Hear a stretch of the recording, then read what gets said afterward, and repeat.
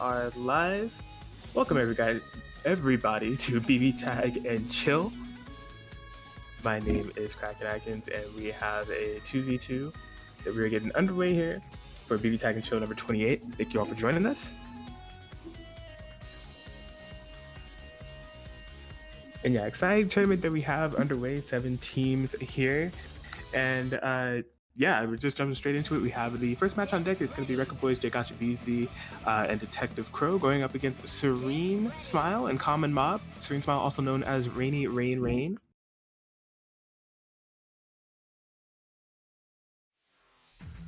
So yeah, Serene Smile with the always niche but always strong pick of the Waldstein Rachel.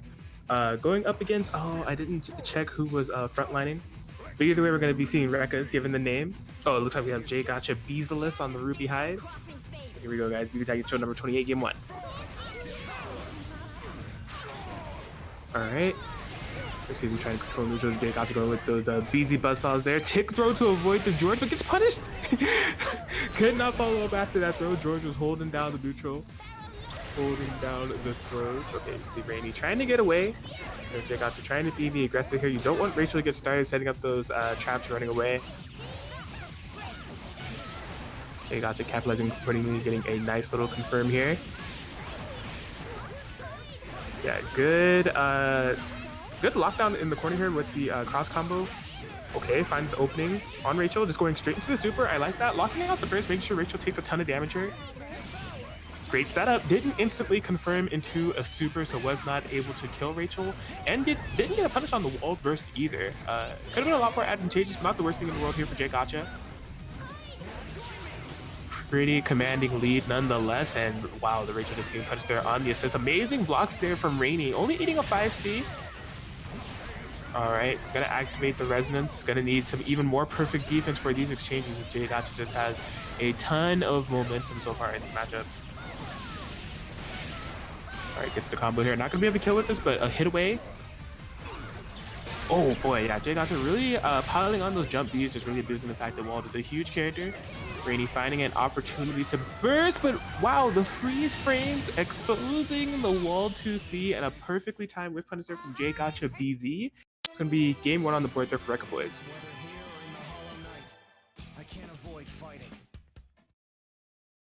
So yeah, I liked that a lot. Great presence from Jgacha BZ, just really staying in, not letting Rainy get anything started with Wald or Rachel.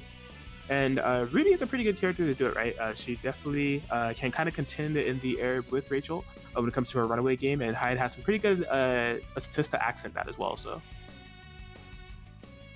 Fantastic stuff to see. I didn't, just to kind of give you guys a little bit of an overview of how the format works here, in case you're new here. Basically, with these 2v2s, you know, we have 2 people on each side, and for instance, we have player A play player A, so in this instance, we have Jgacha BZ versus Rainy Rain. After this, we have player B play against player B, so it's going to be Common Mob versus Detective Crow, right? So based on who wins on either side, right? So it's like BZ were to take this and Crow also takes it, that would be the set. If BZ takes it and then Common Mob takes it, then BZ and Common Mob play for the set, so. And no character swapping within sets. But here we are, game 2. Okay. Yeah, you see Rainy trying to change up the pace here. A lot better calls with the wall assist and allowing Rachel to set up some traps. Some hazards here for BZ. Able to navigate through it a little bit, finding the Ruby throw. We're in the corner. This is where things can get dangerous here for Rainy. I saw a blast. Okay, safe jump setup. 5P call in the back. Yeah, Serene is under some pressure here. Gets opened up by the jump B. Yeah, just hasn't been able to contend with these Ruby buttons, man. I mean, there are some amazing jumping buttons, don't get me wrong. But Serene Smile is really suffering for it. Not able to find a lot of anti-airs. Wow! That reversal super, catching Hyde in the back there, giving Jgacha a couple more frames to react, and just punish accordingly with that Ruby super. Gonna find a throw on wall. The Jgacha is just completely on fire here, not giving Rainy too much of a chance at all after seeing a little bit of a mirror effect of what we saw here in game 1. Just a whole bunch of momentum here for Jgacha. What a nice 2B from Rainy. Unfortunately, the resonance has ran out, so not going to be able to make the entirety of this unburstable. Maybe try to go for an air grab reset there. No dice. Okay, gotcha. Oh, nice bait there. Yeah, letting the Ruby take some hits in order to punish there with hide accordingly. Needs to be a little bit careful with the hide though. The hide is kind of low. Not a lot of burst available, but Jay Gotcha does not care about the resources or anything at hand going in. Just really piling on the pressure. Chip damage is adding up. Rain is in trouble. Confirm off the B auto combo. Straight in the Pell Bringer, and Jay Gotcha BZ will get one full game on board for Rekka Boys.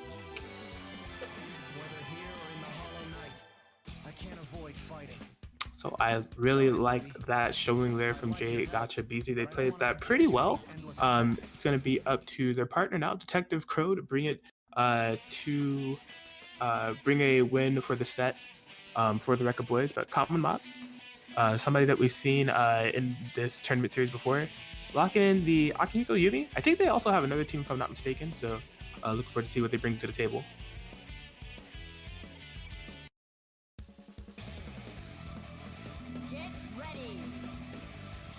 All right, and so they are locked in. Akihiko Yumi, just a very interesting team to play. If you like damage and you like unburstable damage, if you like Akihiko stacks, this is definitely the team for you. Yumi is just providing a whole bunch of support for Akihiko, and just also with the air raid, allowing Akihiko to build up a whole bunch of stacks to really cash out to big damage. But the Akatsuki Naoto coming in from Detective Pro, fundamentally based team, have access to a couple of periods as well in the form of both characters. Be interesting to see how they clash. Common Mob getting the better of the exchange here in the beginning. 6P. Oh, Bitatsu, happy birthday. Are we going to be able to stabilize this? Okay, we're just going to cash in. Double mark, why not? All right, so this is pretty valuable for Detective Crow, right? If they are able to find any hits with Naoto, and they have 2 bars available, it could just be Hamaon, but Naoto would have to stay alive for that as she's already getting punched. Instantly confirmed to the super. That was super smart there from Common Mob. So not only instantly confirming into the super, also coming a Yumi 5P alongside it just to add a little bit of sauce onto that damage. I think that was exactly what they needed to kill from there. Great stuff. Oh wow, just a stray counter hit B Tatsu out of the air, confirmed there for Detective Crow. That was mighty nice. Yeah, they're really looking to keep this pressure going. B Tatsu and a confirm. That's going to be able to kill Yumi.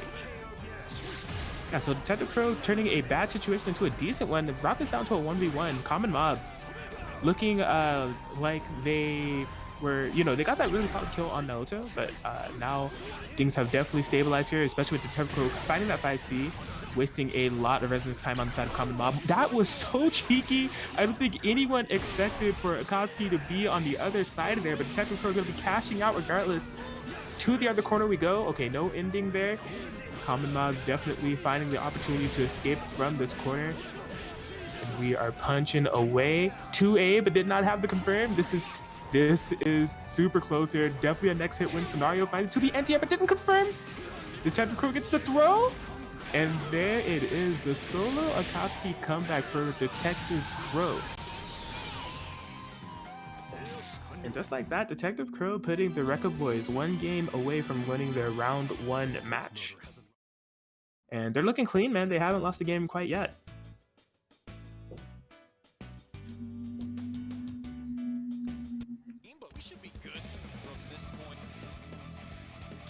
So yeah, I really like the resiliency there for Detective Crow to make that solo Akatsuki comeback. They spent a good amount of resources and commits in cashing out that early happy birthday confirmed the double mark. Akihiko and Yumi. Things didn't go quite according to plan because wasn't able to Hamaon either of them, but even so, just tightening things up, making that solo Akatsuki comeback, it's good stuff. But see how Common Mob adapts. I don't think they played necessarily bad. There's a lot of good exchanges that were going well for Common Mob. In fact, they had quite a lead going into it. Just a comeback there from Detective Pro. So see if they're able to clean things up a bit here. Going into game 2.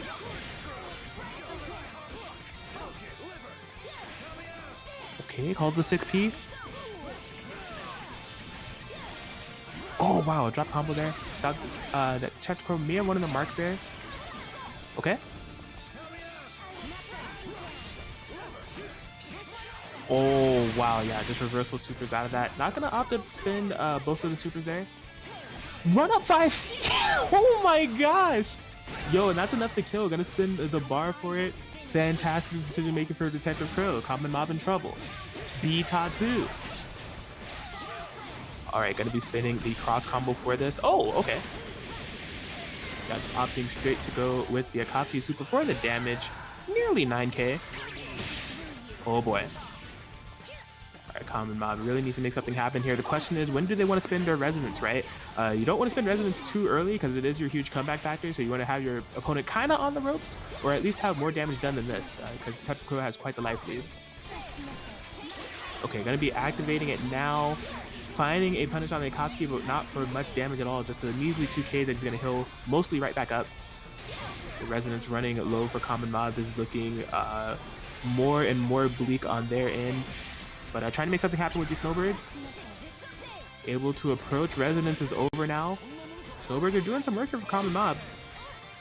And Detective Crow just can't really seem to pin down Common Mob quite yet, you know. Has brought them over to the corner, finds the 5C.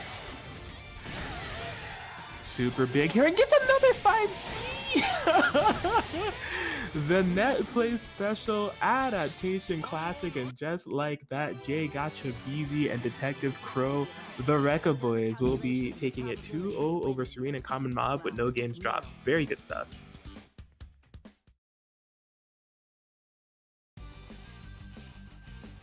Alright, well, awesome stuff to them. They're going to be moving on in the bracket to fight Mystery Racer and Metallics, known as Team Nao 2.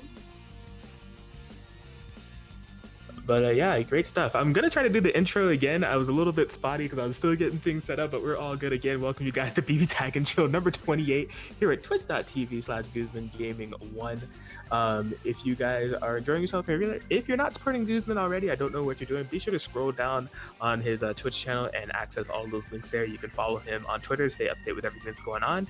Subscribe to him on YouTube if you want to catch the VOD footage for all these tournaments and some good content for BBTAG and BlazBlue Fantasy Versus, or join the Discord to stay up to date with everything that is Guzman Gaming and his tournaments if you're interested in entering. And also, there's some new emotes that Guzman has just added to his channel. I am very biased because there's some new CAG emotes, and I'm a big fan of Cagliostro, so consider subscribing to the Twitch as well if you haven't already.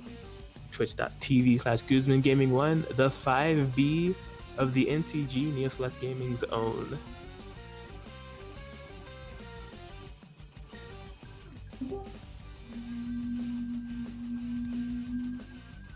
Snap, is that an E30? What up, man? Yo, apologies that I'm late. Thank you, Atkins, for holding down the fort.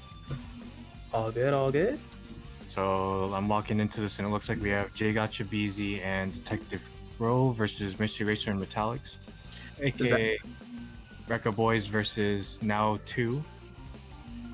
That's 100% correct. Yeah, Rekka Boys, Jay Gotcha Beezy and Detective Crow just came off of a big win over Serene and Common Mob. They were able to take it 2-0 with no games dropped at all. So it was definitely a dominant showing. They're just bringing that momentum straight in here to go up against Team Nao 2, the Shirogane in the form of Mystery Racer and the Kurogane in the form of Metallics.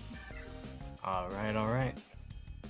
It looks like we're having a bit of looks like Jay Gotcha Beezy and Mystery Racer are up first, so we're getting a little bit of a WNF.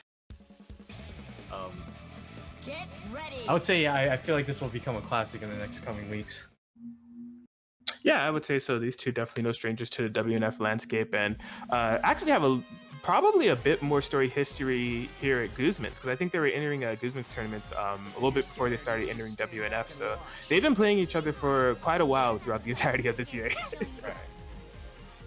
So yeah, this will be interesting because since it is a 2v2, it is a best of 3 in these sets. So I feel like with that in mind, they're gonna bring out more cheese than usual with these teams if they have any. Oh yeah, absolutely. We already saw a little bit of that within the last set, right? Detective Crow really just pushing the problem with those 5Cs, and they were all, landing accordingly. So best of first of 2 definitely brings out a completely different play style. Jay Gotcha Beezy with that great invul off of the EX there. Mystery Racers, Naoto. A little bit low on life, but very healthy on resources where you have to be careful off of a confirm. They dropped that combo, unfortunately. Oh, not able to bait that burst. I guess Mystery Racer was probably going for a throw off of that. Yeah, it looked like they were running up, so they had the right idea, but not working out. And that'll kill. Wow. Yeah, just barely clipping Mr. Racer Naoto, which is pretty low. Man, that Ruby teleport was super crazy. I think the high 5P was complete block string, so it didn't quite cross up. Yeah, I don't think this will kill Ruby, but it'll be very close. So Jay got to be stabilizing, bringing the hide in. Great idea. You had to be really careful about calling Ruby. She is so low. You can recognize that Mystery Racer sees that Jay got to be is trying to play defensive, let her heal, just really rushing down with the Sadachi now. Oh, that was a risky DP, but it worked out. Pick up foray. Oh my gosh. Yes, and Mr. Racer slowly but surely trying to get a little bit of a comeback here. Has brought it to a 1v1 situation. Jay Gotcha just stuck with the hide. Mystery Racer taking it easy. And I will let you spin this resonance however you may, but you're not getting a hit on me. I opened up a little there, but yeah, now it's an even game. Yeah, and this is it. Mystery Racer really trying to run away with this, but honestly, Jay Gotcha BZ has the life lead. They really don't have a bunch of... Oh no! Look at drop combos! What are you doing? Could have routed into any Adachi button or special that you wanted except for that one, and off the drop BZ ready with the whiff putting. Solid work for BZ. It did look like Jay Gotcha was they kind of cracked under the pressure, especially when it was down to solo Adachi, but was able to stay composed and took the first game. I don't imagine Mystery Racer is happy about that either. Yeah, I thought that was a very interestingly paced match, right? Jay Gotcha had the 2v1 situation set up, but Ruby was super low. So Mr. Racer was saying, okay, I'm just going to rush down with Adachi. You know, Jay Gotcha BZ kind of panicking about that. And I'm not going to give him any time to think. And it was working out super well. Then the 1v1, Mr. Racer just playing this super composed game. And Jay Gotcha BZ was still kind of going in, even though they had life lead. That game plan was working 99%, but the 1% was that dropped combo, which was just enough for Jay Gotcha BZ to come back. Yeah, I think with the nature of like how these 2v2 best out of 3 tournaments work is that I feel like players, they play like a lot more ballsy. So, you know, as we saw, like Jay Gotcha BZ, like once Ruby came in on the burst and just DP'd, I think that was just like a really good indicator of, you know, they're playing riskier, and I think that leads to a lot more interesting matches. Absolutely. Well, more interesting matches. Hopefully it's not leading the tilt here for Mystery Racer, because this is looking like a very momentum-heavy matchup for Jay Gotcha. Yo, did you see? Yo, that was low-key. That was a shimmy. He walked up, started for a bit, and then did the 5A to bait the throw. Yo, Jay Gotcha easy. He's in it right now. Yeah, running on a perfect right now, riding a high. Oh, are you kidding me? He did 5C? What a genius! Yeah, gotta risk it all. Let's see if Jay Gotcha BZ can take this with a perfect, and oh no, it goes to the cheeky reset. Okay. Yeah, but as we've mentioned, whether it's here at WNF, Mystery Racer's Naoto is a force to be reckoned with. What? Yeah, that was crazy. So smart. Yeah, that was excellent decision making there from Mystery Racer. Oh my gosh, Jay Gotcha has a mark on this hide and is kind of low on life. You need to be super careful. Oh, that was super smart. He locked down Ruby and was able to get a mark for that. Yeah. At the expense of a 4-6 of Butterboy, it is working out. Hyde is down for the count. Oh my gosh, is this one of those fabled missed?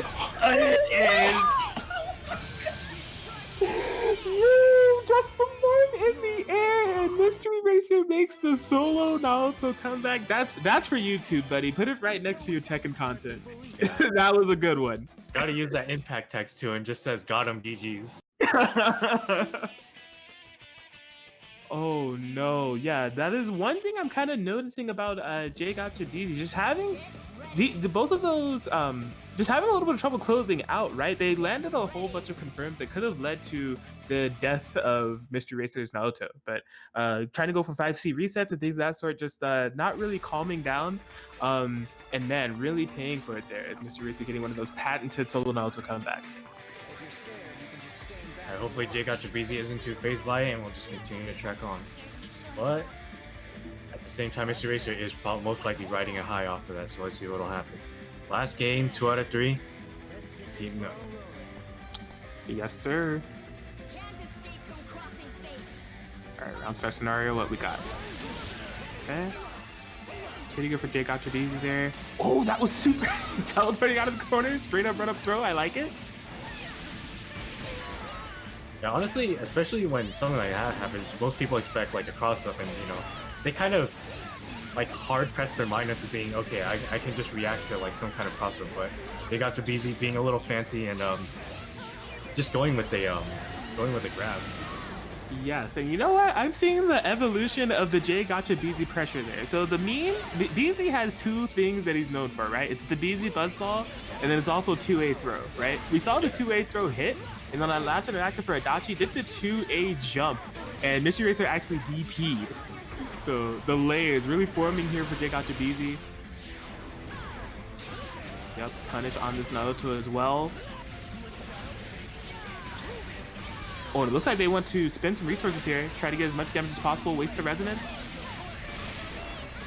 Interesting route. Oh, that's the jump B, and Jay Gotcha BZ will be getting a game on the board for Team Rekablaze. Solid work.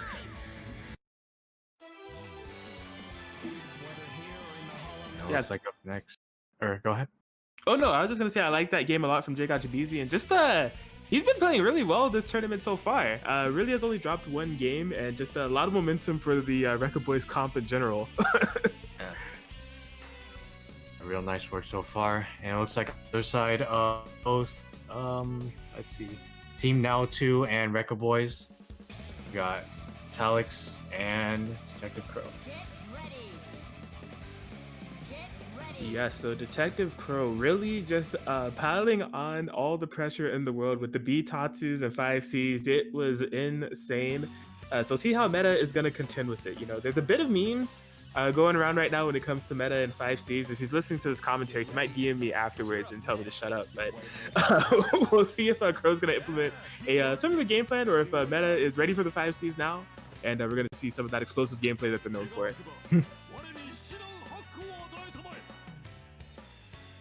I like the color coordination, you know, strawberry, smoothie, Katsuki, and Naoto. We're getting a Pandit classic round start 4P. You love to see it. Oh boy, this is, oh my gosh, just, I thought it was going to be a possible unblockable scenario, but no, it just whiff punished that 4A that Meta was throwing out there. Getting hit low. I saw a Tatsu attempt right there. Unfortunately, didn't work out. Right. Oh man, Meta with this pressure on this Kurogane, right? It really pushed all the way to the opposite corner here. Detective Crow having a tough time fighting this Kurogane. Okay, checks out of the corner. Okay. Man, dude, I'm telling you right now, he's gonna DM me post-match. It's not even gonna be after the set, post-match. He'd be like, I'm ready for 5Cs. But man, what a run back there from Meta with this Kurogane. As soon as he came in, he just did not stop going in. Great stuff, getting the game on the board.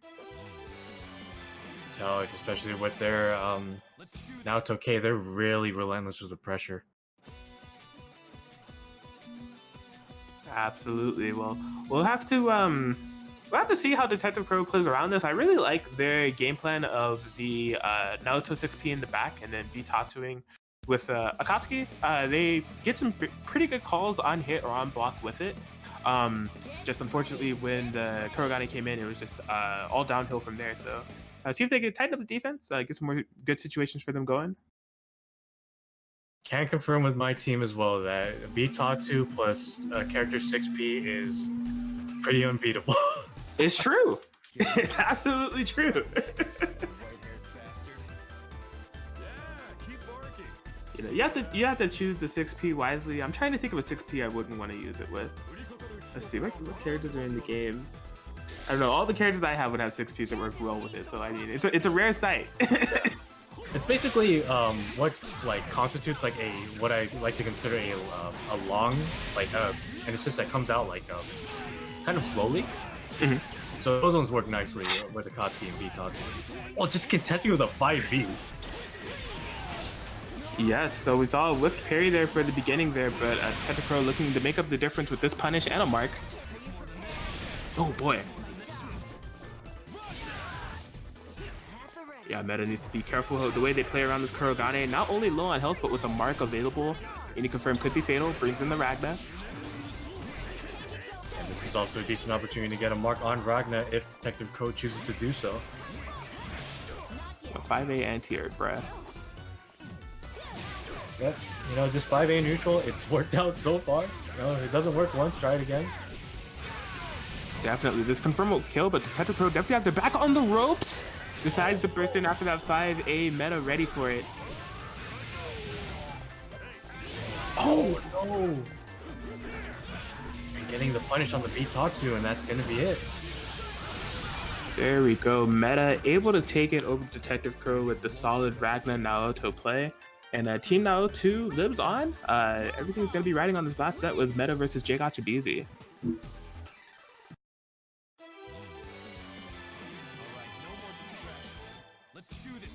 So I know these two definitely have some history within WNF, and even outside. I think they play quite a bit.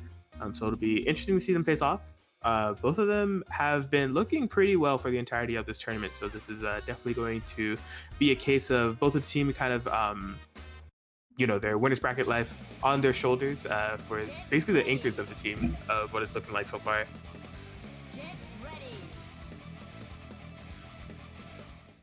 Yeah, this is actually a qualifying fight for winners finals. Yeah, so winner of this will be fighting the winner of the bottom side winners finals, which we have would be Midori and Lotad, or True Care and Mega Ken.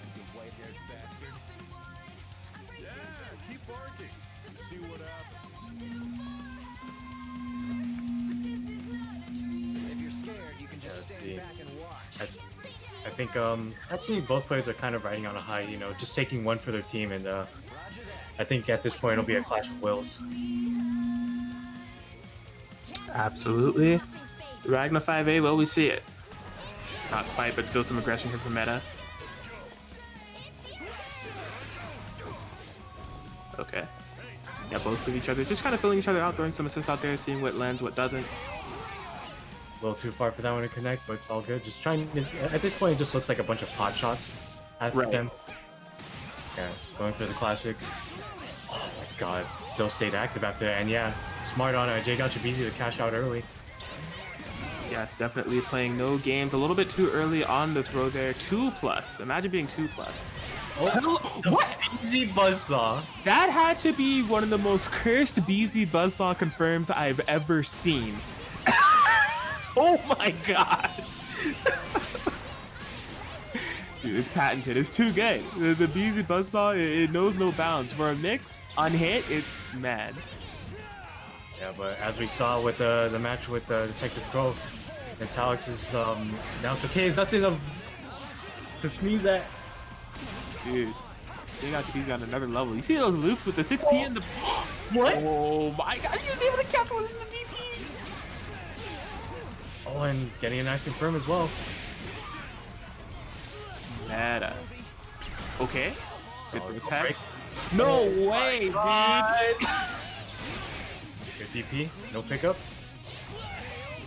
Oh, the high to 5P not fully connecting. Yeah, J-Gotcha-BZ is being a little too angsty with these assist calls. It's really scary, but should be able to take it after this. Not bad at all. A solid effort there for Meta with the solo Naruto is finding some good callouts there, but J-Gotcha-BZ able to bring it all together and get a game on the board for Record Boys. Their game away from winning the set. I think one thing that's interesting to note is that Metallics is their Ragnar is pretty solid, but Naoto K is a problem. I know a lot of us in Silicon we prefer to have Ragnar in the back, especially as the Resonance character. Mm-hmm. Now it's okay putting in a ton, or Talik's putting in a ton of work. Now it's okay. Yeah. I feel like at this point, because of the overall presence of his Now It's Okay, it's just it's really a force to be reckoned with, regardless of which character is down for the count. Yeah, absolutely. I think that's a great observation, right? As far as the two characters are concerned, Ragna is definitely one of those great solo comeback characters with the benefits that they get from Resonance, the meter gain, and then also their health gain just going off the charts, right? But as far as player comfort, right? I think meta is definitely more akin to Naruto K, and it just kind of fits who they like to play more and who they're more capable with, and definitely showing.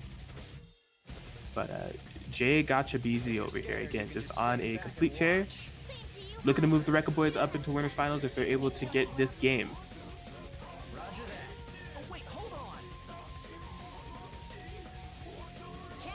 All right, and here we go. Game 2 within the set. Jay Gotcha BZ meta. Looking for the 5A round start with Ragnar this time. No one's home. Oh, happy birthday. Yeah, this is dangerous. Of course, the Buzzsaw is going to stabilize it perfectly. Okay, I thought he was going to get the Lord Host of Dawn confirm, and that was going to be reverse hit, but not quite. Almost there. Oh, no, happy birthday, but thankfully, Ruby fell out. Or Hyde fell. Oh my gosh, what a call out there from Jay Gotcha BZ. Yeah, getting through the active switch, really turning around the situation completely. Oh, not pressing a button. Nice DP. Okay, this could be trouble here for Jay Gotcha BZ, but just jumps out of the sandwich perfectly, finding these gaps. Wow, yeah, Jay Gotcha. Ruby's in a bit of a dangerous zone, but yeah, getting hyped in. No dash cancel. Not working out. Oh my gosh. Oh my god, what a scramble and oh. Big DP, some life gain there from Meta's Ragnar. Oh! What a blood scythe right there. Ruby is going down. It's all up to one of the Rekka Boys, a DP, and we will be punishing that. So Meta keeping hope alive for Team Nao 2 and has tied it up 1-1 here. I gotta say, BZ's defense has been super interesting to watch throughout the entirety of this set. Really, I mean, good blocks on 50-50s, but even beyond that, I really like their counter poke game. They've been really calling things out very well in terms of reversal supers, but also just like reversal gun blasts and good 5P calls with Hyde. I'm liking it a lot. Just unfortunately in that last match, wasn't able to cash it in terms of some damage or kills. And Metallics firing back really with this Ragnar Naoto, looking really clean. Get ready, 'cause you're up next, you white-haired bastard. But it's brought it to a Game 3 situation, and they're tied up 1-1 in terms of overall set, which means this is the final game of the set in its entirety. Tension is high. Winner of this moves on to winners finals. Roger that. Oh wait, hold on. Can't escape from crossing fate. Fight! All right, Meta trying to find a 6P, nothing there. Okay. Oh! Oh, thankfully Hyde fell out, but this is not good for Ruby. That's just the boot of death to interrupt it all. 8.4k. Push it to the corner. This 2C. Finding a hit this time. Meta hasn't really used that many Gauntlet Hades, all things considered. Oh! No, that was almost detrimental for Jay Gotcha BZ, but working out. And just using that godlike 4P just to deny any attempts to just stay in the skies. No way. Oh, okay. Yeah, Meta did not hit any buttons after that exchange, and the first punish on deck with the sway? Bruh. It didn't work out, but this is Jay Gotcha BZ's chance to get things started, but put in a sandwich. Just a little bit of stagger pressure here from Meta. Tell Meta wants to stay on the offensive. Does not want to be put in any defensive scenarios here with Jay Gotcha BZ. Wants to keep Jay Gotcha BZ making decisions on defense. Solid defense, but getting the tick throw. Wanted to go for a cross rate, but Hyde was still chilling in the back. Yeah, they are kind of even here. Man, they were really just going back and forth. Well, that was nice, but no pickup. Okay. Oh! Bait! Man, that was fantastic presence of mind on that burst bait there from Jay Gotcha BZ. Just bring it down to the solo Ragnar. Can Meta pull this back? And Ruby Button will take it. Jay Gotcha BZ and Detective Crow, the Rekka Boys, moving on to winners finals. Solid work by them, but that is not the last we'll see of Nao 2. They'll just be moving down into the loser bracket, and they will be facing they'll be eventually facing. As Let's a see. huntress, it's my duty to help those in need. BG, Igus, and Dysphoria. Cool. But I believe we will be also moving on to the other side to decide winners finals. And yeah, so Lotad and Midori versus True Karen Megan will be coming up. In 1 moment, I'll be right back. No worries at all. Yeah, so this will be an interesting one. Midori, definitely a Labrys player, also a host, I should say, of the Kagutsuchi qualifiers that they have been running on Sundays, I believe. I'm not sure of the exact scheduling that's going on, but be sure to hit up Midori on Twitter and join their Discord if you want to stay up to date with everything that's going on in the server. There's fine folk over there in the Kagutsuchi server. They treat me well, so I'm gonna show their tournaments. Be sure to check them out. But Midori and Lotad I know also has a Labrys available. It looks like they have Weiss Aurier locked in for now. That team's going to be going up against True Care and Mega Ken. So True Care, of course, with the eccentric Neo and Susanoo team. And Mega Ken, I think, plays Chie. I believe I played Mega Ken very recently. I just can't remember the entirety of their team. I remember Chie. I want to say Yumi, but I'm not sure. We're just getting things set up here. Thank you guys all for joining us. I know that there is a bit of overlap because right now we do have Arc Revo going on for Japan. They're playing their BBTAG Arc Revo tournament over there. So be sure to check them out. You know, pull Guzman's tournament up on your computer and then have the Arc Revo stream up on your phone. Actually, right after we conclude this tournament here, we're going to be watching the tournament. So if you want to join us, be sure to stick around. And yeah, there's even more Arc Revo action coming up. We have Northeast happening tomorrow. So be sure to check out the Arc System Works stream to see the Northeast side of things in terms of BBTAG and BlazBlue action. And next week, on October 31st, Halloween, we will have West for BlazBlue BBTAG to kind of send things off. But as far as things that's going on over here on twitch.tv/GuzmanGaming1, if you've been staying in touch via Twitter or Discord, there is the BlazBlue and Chill series, episode 1, the world premiere happening on Sunday. So I'll be around for that. I hope to see you guys there. You know, there's a lot of crossover between BBTAG and BlazBlue players. So if you've been enjoying watching or participating in BBTAG and Chill, be sure to check out BlazBlue and Chill happening this Sunday. Yeah. And looks like we are getting into first set Ultimate Lotad versus Mega Ken. And I haven't seen much, or I don't know too much about Mega Ken, but Ultimate Lotad has a very unique team. Basically, this is a team that's been around since like what? They're like the early days, like 1.0, 1.3. Yeah, 1.3. I think Aurier was a part of that first DLC batch. Yeah. So yeah, I do see them around. They have a ton of tech for this team. It's just Let's treat them with the respect they deserve. like some of the stuff that they've discovered with this team specifically is nasty to say the least. Crossing fate. Fight. Great stuff. Well, yeah, jumping straight into it. Mega Ken, I actually just became familiar with rather recently. I played them in a tournament with this Chie Elizabeth comp. Super great comp here, just, you know, allowing the Elizabeth assist to kind of cover Chie, and team definitely nothing short on damage as well. Oh, wow, 2C reset? Oh, boy.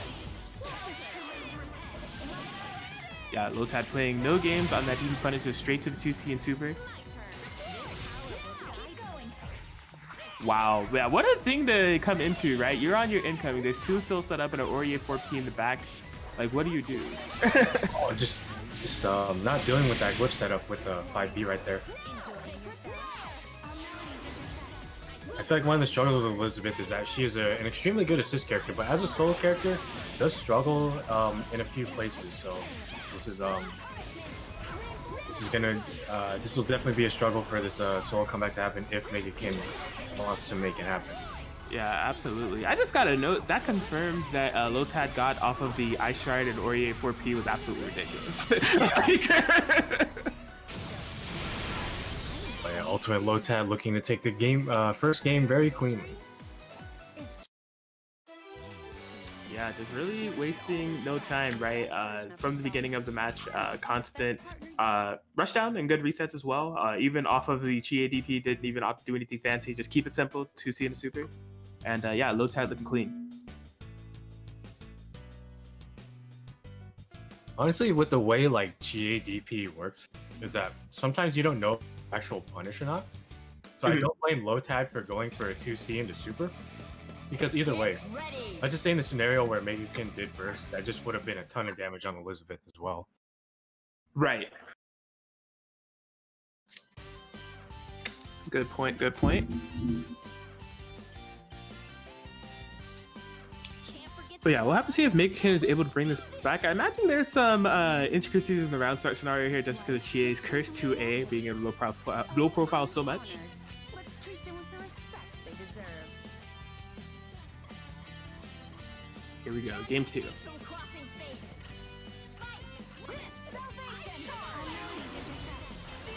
All right. Oh, wow. Yeah, cheeky cross up there with the 4P. Low touch, striking blood first, spinning the super. We are in the corner. Best of luck. Oh, man. The furthest overhead ever. Going with the DP, not wanting to deal with it, but the counter right back and just nullifying the laser overall, too. Yes. Oh man, that if that was 5B was a bit later, that could have been trouble there for Megakin, but able to get Chie in safely. Wow, very nice lunge punch there. Yeah, run up grab. It looks like Lotad was hard being a TRM, but unfortunately didn't work out. And a bad burst as well, and 48 taking some damage. Yeah, I like that sequence from Megakin there, really turning things around. That was looking pretty scary. I'm wondering if the intention was for Chie to cross up. Not quite sure.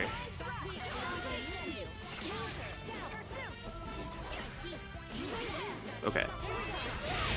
Oh my gosh, yeah, 6 setting up the Zio with the Chie 6P is some cheeky stuff right there. Megakin is definitely getting a lot of mileage with that. Yeah, great presence of mind. Getting the burst, gonna be killing Weiss. Yeah, right there, it looked like a situation where Megakin made Lotad choose which character do you want to die. What? Right. What? Excuse me? Wild.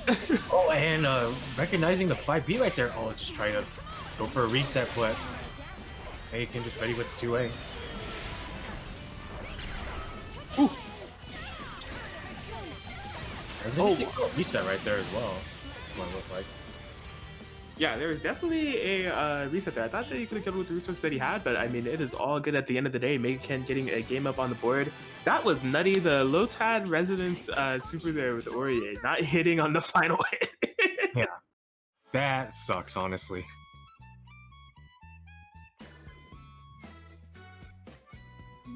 But now we are still here tied up to decide who goes in with the momentum in terms of the 2v2.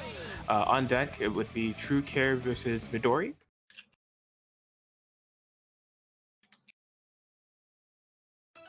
But yeah, definitely a good change of pace in that last set or last game, right? Megakin definitely able to get a lot more things started with the Elizabeth beams and the Chie dragon kicks, and you know, Chie with any type of assist or active switch that's going to give her multiple hitboxes, but also just large screen presence. It's super good, right? You know, we've seen Dragon Kick as with Dachi 6Ps and the Dachi Zio, so Elizabeth kind of mirroring some of that same gameplay. Starting off with the round start 5A, the SoCal Classic. Get him. Weiss definitely a good character to do it. Danger territory here for Megakin on this mix. Going to be bursting in Elizabeth right now. Lotad with a lot of momentum here so far. Nice DP there from Megakin. Just trying to slow Lotad down, and wow, that was able to beat that super. Okay. I will say this. As a former Weiss player, that super sucks. Ah, let him know. Oh boy, but what a setup there off of the 4P there for Lotad, finding the sneaky overhead. Yeah, really trying to make this Elizabeth pay. She's taking a ton of damage. Lotad has really built up a lot of momentum and pressure here. Jumping straight into the meteors. Cheeky side swap. Oh, Also being the persona, that was super brave to use that B2 2-6B right there. Yes, is that gonna snipe? Yes, it is.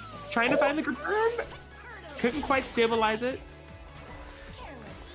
Okay. They can use the opportunity to get it out of the corner. Lotad really trying to keep things in the mid-range or up close. Does not want Megakin to run away. What a very cheeky side swap setup there off the acro switch. What? Excuse me? What in the world? No, I think the only reason why that worked is because of Weiss's like unique burst. It has to be. That was crazy. I've never seen that before. Because you like I don't think there's any supers that come down at like come down at like such a steep angle. Like most of them usually come from like a different position, usually like straight down or like at a different angle compared to other bursts. Right. Oh my god. I can't believe that worked. That was sick. Yeah, some insane curse interactions going on there for that last 20 seconds of that match, but Lotad comes up victorious, and it's going to be Midori and Lotad who are going in with the momentum going into Game B, where we'll have Midori versus True Care.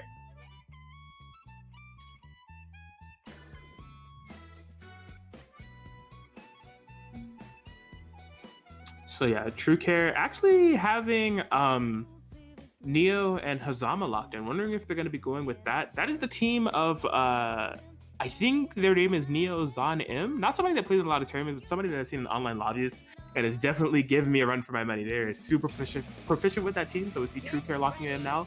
Going up against Midori, who I guess I have to apologize. I thought that Midori played Lapras, but no, they're actually locked in with Weiss and Naoto. You know, funny enough, when Scrub and I played Weiss, we both considered playing Weiss Naoto. So I'm interested to see what stuff that what they can do with this team. There's no time to waste. Oh my gosh, and they have the Pyrrha and John colors locked in. Yo, Midori, you have my heart.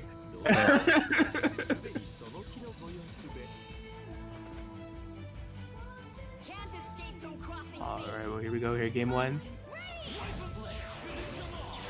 Ooh! P?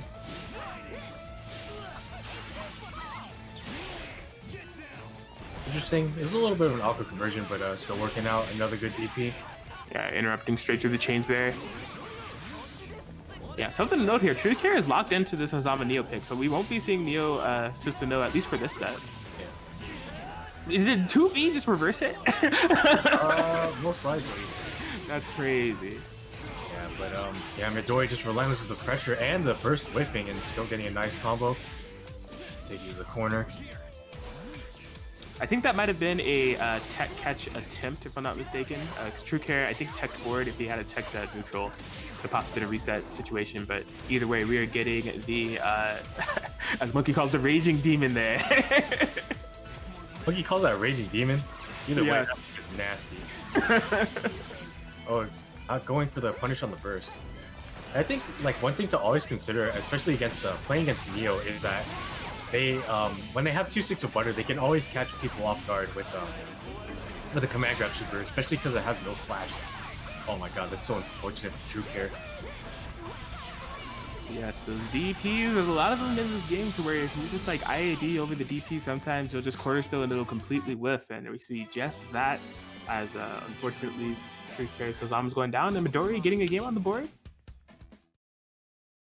Alright. So since I walked in a little late, has the thing happened? The thing? Yeah. No, it is not on stream. Okay. At least not. Okay. So it looks like we have a pretty good track record so far. So glad to hear that. Yes. It might be a tournament first if the thing doesn't happen. I think in every single 2v2 it has happened. But yeah, no swapperinos. Everybody's following the rules.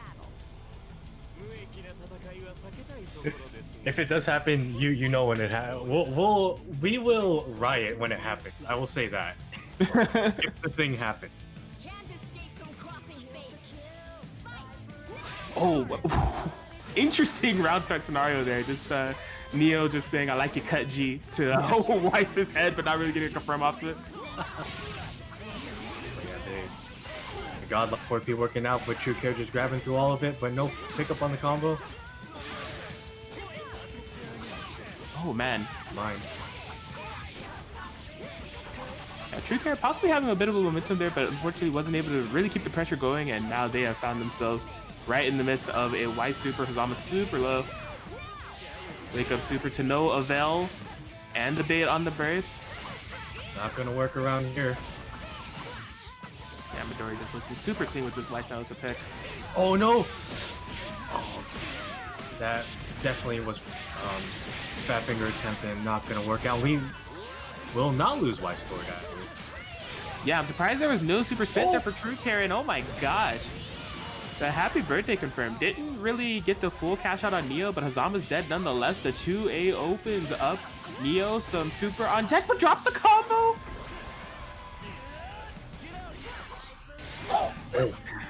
Man, yeah, True Carry finding the opportunity. The Resonance is going to be able to cash out some of the Resonance here right now if they're able to get this confirmed in its entirety. Should be able to kill. Yeah, super. And now it's okay. This is a one-touch situation for both sides. 1v1 canonical fight. Ooh. Yes, and True Care just clipping Midori before they were able to activate the Resonance there with Weiss. And True Care keeping their team alive there, getting a game on board for them now. Solid work, even though there was a lot of unfortunate situations on both ends. Actually, True Care was able to just stay composed and take it all the way to the end. Yes, sir. Well, yeah, we've hit the point where it's either going to be, if Midori can take it, then Midori and Lotad will move straight into winners finals to fight Rekka Boys, Jay Gotcha, BZ, and Detective Crow. Or if True Care is able to take it, we'll see a game C where we'll get True Care versus Lotad. That's what you get for cosplaying Ronald McDonald. Oh my gosh. Oh no, I can see it. Yo. Oh no, that palette is ruined for me now. I'm not a spiteful person, because if I was, I'd ban this person. Because you have ruined the skin for me. Man. Alright, well, Midori looking to go full Happy Meal here. Okay. Alright. Birthday. Yeah, that work has been working dividends for Midori so far. Yes, the mixed double confirmed. Oh boy.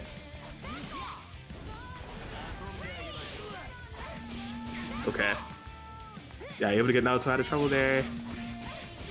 Yeah, they're both kind of low on assist meter. True Care really staggering in the pressure. Finding confirm here on the Weiss. Oh, the sneaky reset on the low. Yeah, that's a cheeky reset that Neo has, and that confirmed doesn't quite kill, but Midori's Weiss is in so much trouble here. The DP.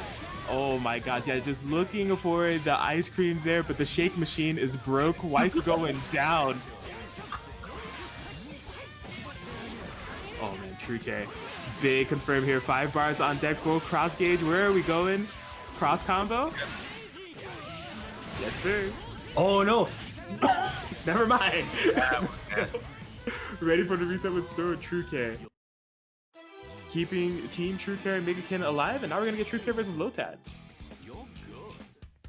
But yeah, I like the run back there from True Care, believing in this Hazama Neo comp to bring it all together. Midori looking strong with the Whites, just wasn't able to put it all there for their team, and now this will be an interesting one because True Care can swap, but it looks like they're gonna stay. They're sticking with this Neo Hazama.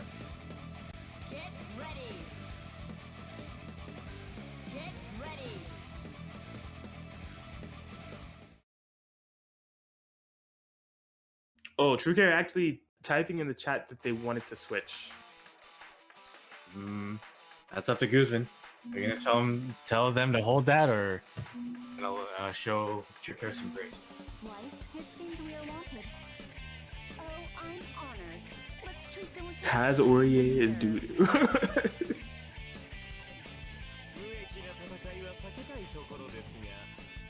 I can see why, because Hazama would like to stay in the air, try and set the chains, and then Aurier just has that godlike jump A. Could probably nullify a lot of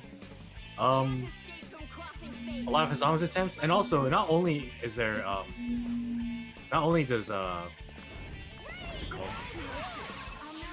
Are they going for it? Oh yeah, I thought they were gonna be switched, but I guess we're just rocking out with it. All right. I was just saying earlier, there's a lot of things, like especially like Hazuma versus Ore, that I can see why True Care wouldn't like the matchup. Right. And one of them is, you know, Jump A, and then also Ore has one of the best, like in my opinion, one of the best 2Bs in the game. Oh boy. Yeah, I guess True Care was wanting to just punish Ore, was gonna be willing to eat the damage from Weiss there, but somehow that super not making contact with Ore at all. Oh boy! 2B interrupt instantaneously there from Lotad. So it looks like any approach that Zama has, he could just 2-beat with Ore. Okay. Right? Yes. And this sandwich of death here. Oh, okay, just gonna be interrupting there with the super. Oh, tried to tag him for a Neo confirm, yeah. Oh, but getting right on the DP. I think this should be the end of Ore as long as True Care finds that stick of butter and does. Yeah, fantastic clone from True Care and a great confirm to bring the Ore down.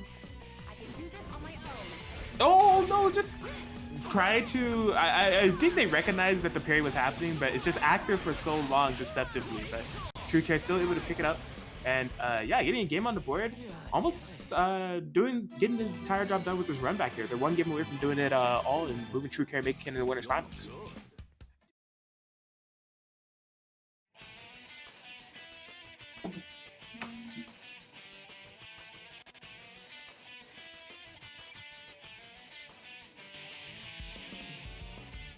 So yeah, looking solid here for True Care and Megakin. It's going to be up to Lotad to bring it up 2 games in order to turn the tides.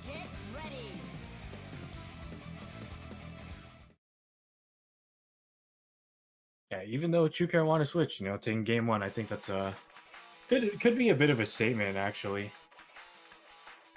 Right, yeah, the Neo Hazama coming in clutch. And I mean, like I said, it's not a team that you see very often. There is one other player that I know that does play this team. But, you know, just a raw exposure to it. Not many Neos around in general, not many Hazamas around in general.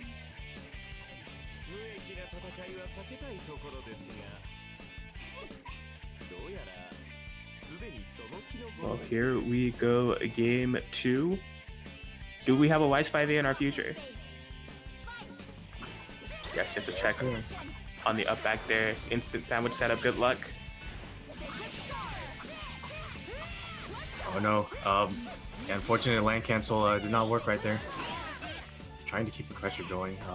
Neo is hurting a little bit. Ooh.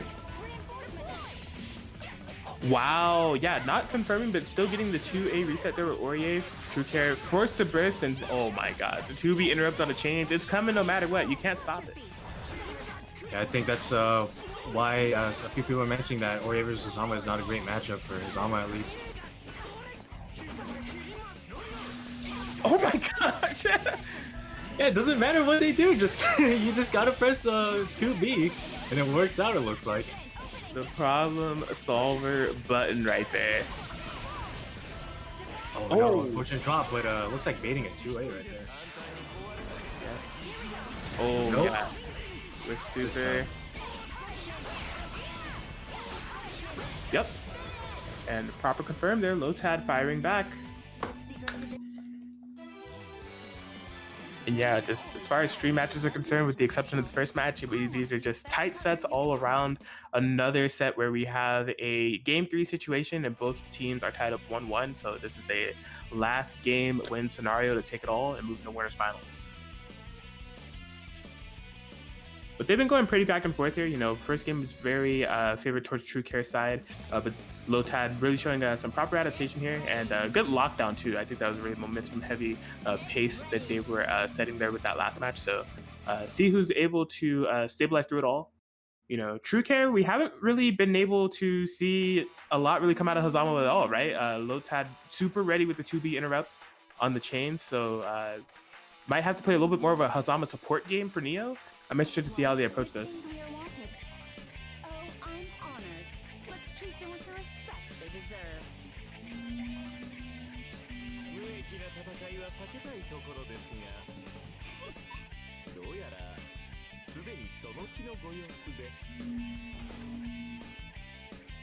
All right, well, final game. Midori, Lotad, True Care, Megakin. Who's moving on?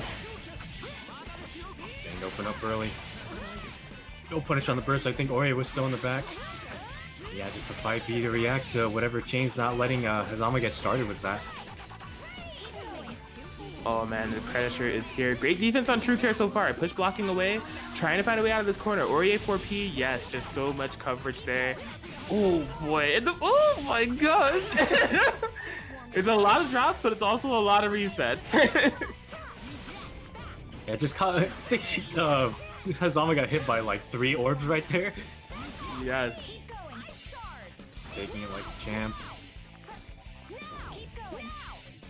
Oh man, just setting up this fortress of please don't try to teleport. Yes, that's exactly what that was. It was just like, if you're teleporting, you're gonna hit a shard or you're gonna hit a 4P. I don't care what it is, but don't even think about it.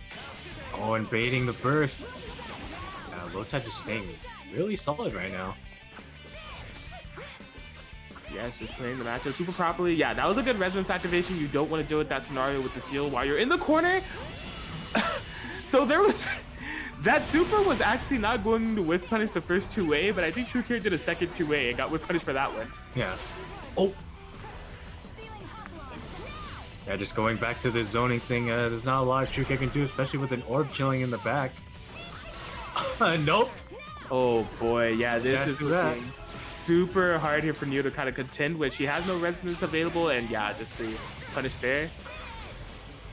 And just like that, Lotad and Midori, they're going to be moving into winners finals to challenge the Rekka Boys.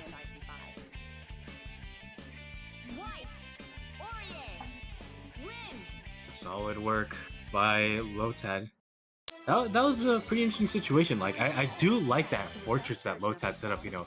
Just have Aurier orb in the back. Like, and then just kind of nullifies any attempt that Neo tries to do, especially with that teleport, like, slash counter that they do. So, yeah, really, really solid work by Lotad to just, you know, nullifying any navigation that they may have done. Yeah, definitely. I was just going to say Lotad, definitely a multifaceted player. You know, the rushdown and the setups and everything that they have is sick. But when they need to slow things down and slow down the pace, you know, rely on those Ori 4Ps and the ice shards and everything, they definitely are very good at setting up that type of game plan as well.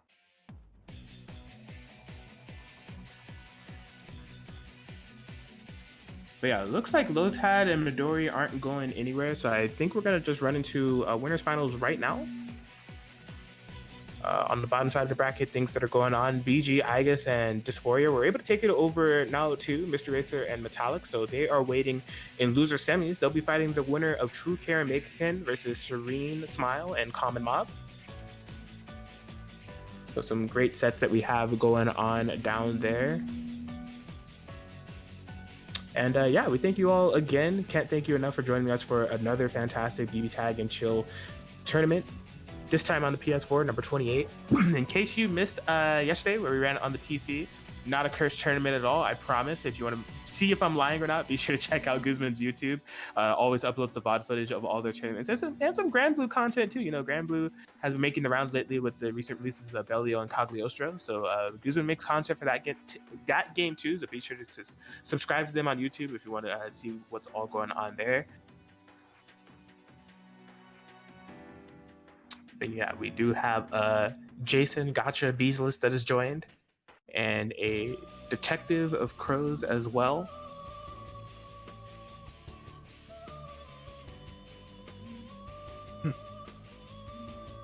That's pretty. Detective Crow, it looks like they play 2 teams, which is Akatsuki and Akatsuki with either Naoto, Shirogane, or Adachi. I feel like that kind of keeps it within the theme. Right. I mean, those are definitely 2 teams that you could definitely run the 6PB Tatsu. Akatsuki Adachi, I'm interested to see if Detective Crow runs that, because that was a team that I had an idea for, but I ended up ultimately not deciding on it because I wasn't sure how well Akatsuki could make use of Bizio. So I'm interested to see how Crow plays it, but that's going to be for match B. Right now we have match A where we're going to be getting Ultimate Lotad versus J Gotcha BZ, both on their main squeezes. Yeah, Jay Gotchabeezy definitely not messing around. Twice, it seems we are wanted. And neither is Lotad. I know they also do have a pocket Lapis, but they are in it to win it, especially with their pick with Weiss Orient. And this is ultimately their comfort pick as well. If you're scared, you can just stay. Yeah, I mean, Lotad also has the pocket hide as well. That was a couple of BBTAG and shows ago where we saw them pull that out, and then people were having trouble opening up Lotad. Just that really solid gameplay that they're implementing with that Weiss hide. It was impressive stuff. But game one, we are underway here. Lotad just trying to establish the neutral game ahead of time, but Jay Gotchabeezy finds a way through it. Buzzsaw confirm, into the corner we go. Oh, but the parry! Lotad said, get your jump B out of here, amigo. God, Lotad's Weiss is so sauce. Yes. Oh, but a point blank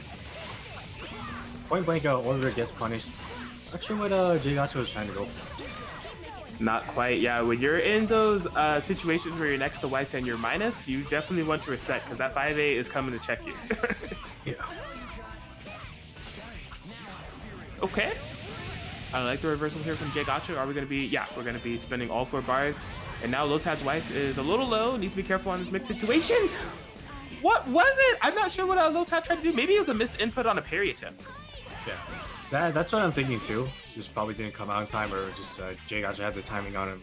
Potential meaty. And we're getting the BZ Buzzsaw as well. You love to see it. They can shift. We're in the corner. Lotad, definitely a solid Aurier player.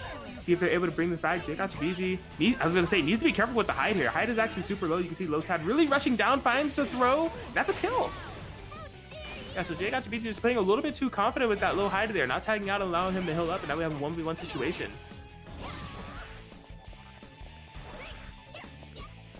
So things have completely slowed down here, but Lotad really dictating the pace, just throwing out these jump A's, seeing if Jay Gotchabeezy is going to run into it. But maintaining this corner positioning nonetheless. Jay Gotchabeezy just trying to make something happen right here, but nothing working out. But the 2B somehow whiffs. Alright, let's get that thing started for him. Yeah, interesting to note, neither player has spent resonance yet. And we just hit Rampage time. Jay Gotchabeezy is going to be the first to do so. Level 4 resonance on deck. Going for the BZ special, no dice. Oh man, are we getting the sponsored by Manscaped? No! It's going to go straight. Alright, he takes the game, but you know what? I'm disappointed. I wanted the sponsored by Manscaped Astro, but we'll have to wait for another day to see that happen.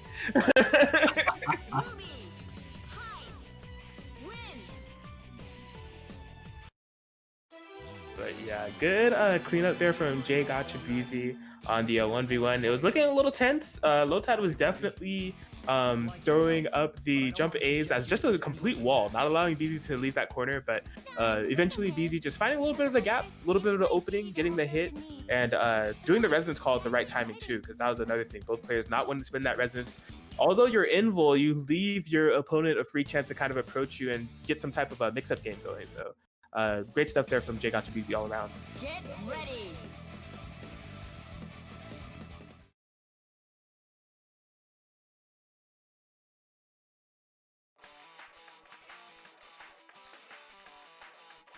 But yeah, just jumping straight into it with game 2. I gotta say, in terms of momentum, is definitely Lotad favored.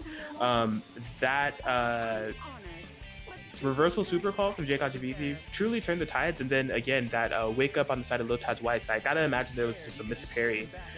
So see if BZ is able to bring the momentum and bring the Record Boys full circle. It's momentum in this winners finals. Lotad has the response. Game dose. All right, 5A check. Ooh, stagger pressure. Instantly bursting in hide, and there we go. That parry coming in clutch this time. I like that option from Lotad to do wake up, parry, and also have Aurier system in the back as well. Mainly for just in case if they decide to hit the brakes, they still have to respect Aurier coming in with the 5C. Oh man, that was super smart Oki there from Lotad. Staying sort of conservative with Weiss. She got hit by the DP, but the Aurier 4P just in the back to punish any DP attempts, and Lotad really firing back in this matchup here. Cross raid confirmed. Yeah, so just a solid anti-air on deck. Ruby going down. A 40-second match for Lotad. with the greatest of ease there, tying it up 1-1. Yeah, solid work, and yeah, based on how that match went, it did not look like it did not look like Lotad was happy about that.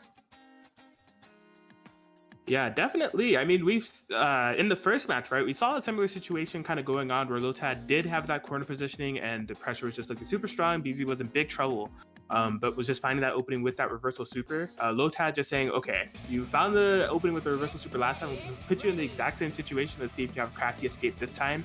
And BBTAG wasn't able to overcome it. Granted, it's a hard situation. Lotad's offense is very well structured and super comfortable on both characters. So it's going to be up to BZ to try to make sure that situation doesn't happen in the first place. Weiss, it seems we are wanted. Oh, I'm honored. Let's treat them with the respect they deserve. If you're scared, you can just stand back and watch. Same to you, Hi. You don't have to fight if you're scared. Well, here we go. Final game in terms of this game A. Again, we'll have Midori and Detective Crow fighting off in game B. Which side will have the momentum start of the round? I love it. Spending the meter, beating the Weiss 5A. Oh, and the big 2B anti-air. All right, this is fantastic here for BBTAG. I like it. Not letting the Weiss 5A dictate the entirety of the match, just beating it ahead of time, but they've still found themselves in this corner. Lotad Doria is no slouch. Oh boy, and just an unfortunate DP there for BBTAG. Yes, and back to this corner we go. You can tell that BBTAG does not want to be here at all. Spinning the buzzsaws, anything not to take this corner pressure. Teching out, fighting for their life, and no, Lotad just saying, all right, you're either going to stay in this corner or die trying, but a whip super! Yeah, I don't blame Lotad for doing that because the cross gauge was just about to come up for BBTAG and was probably trying to bank that it would work, but unfortunately, fortunately for them, they're stabilizing now, but that was a pretty scary situation for them. Yes, speaking of scary situations, we are here. Oh, could it be? Yes, that punishes BBTAG spending all the meter, but the parry gets the burst. Oh my gosh, almost trying to throw bait. Another throw bait, just not getting any confirms. Oh man, the neutral is being played. All characters are super low here. Lotad with a slight advantage. Good snipe on the Aurier 4P. And the confirm off Ice Shard. Ooh, dangerous situation here. I don't blame them for trying to do that, just to try and catch both characters maybe, but Lotad just staying solid. Yeah, so it'll be Lotad and Midori that has the advantage going into this winners finals, coming out victorious on that game A. But what a set that was, what a final game that was. That was down to the wire. It really could have went either way. Yeah, so an interesting round start. That does beat it, but let me check the frame data just to give you all numbers. Yeah, so it's 7 frame startup, so it's definitely a round start option against the 8 frame kings and queens of the game. Interessante.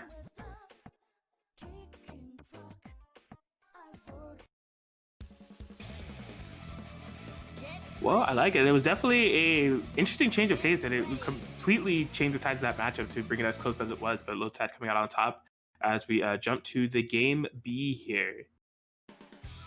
Detective Crow locked in with a Katsuki Adachi going up against Midori's Weiss Naoto.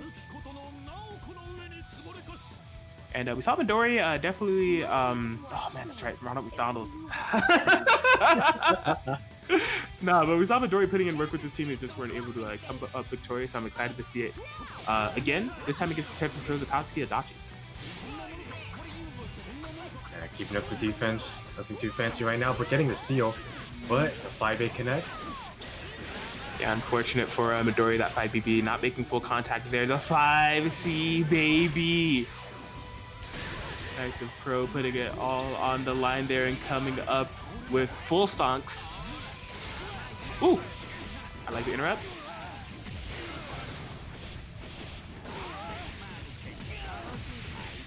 Oh wow, yeah, okay, gonna opt with a super ender here. I mean, it is a ton of damage. We got 10k right there on deck. Midori in a lot of trouble. Yeah, and this is my question here. How are you gonna... my question was answered. I was saying you set up the BZO with the Katsuki in front. What's going to be your mix? It was 5C, but Midori was ready. Yeah, so in theory, I think this team works, especially because Akatsuki leaves like a pretty safe option for Itachi to do the BZO setup. Mm-hmm. But it's just that Akatsuki is like primarily like a mid dispenser, so you know, although it is a good assist to get the BZO setup, it's just that Akatsuki doesn't have too great of a mix to facilitate some of the nasty stuff you can get with a BZO setup. I don't know what you're talking about, man. He just did whiff 5C into throw. And that was the nastiest mix-up I've ever seen. And Detective Crow, the Rekka boys, staying in strong, and they are a game one here. The entirety of the set is on Detective Crow's shoulders, so even if they're able to get past Midori here, they have a Lotad looming in the back.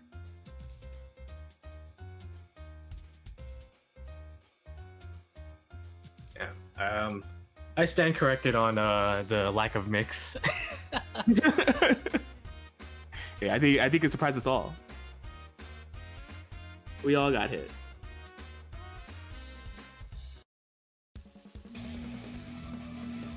Straight into it. Hopefully this doesn't phase Midori too much, but we'll see.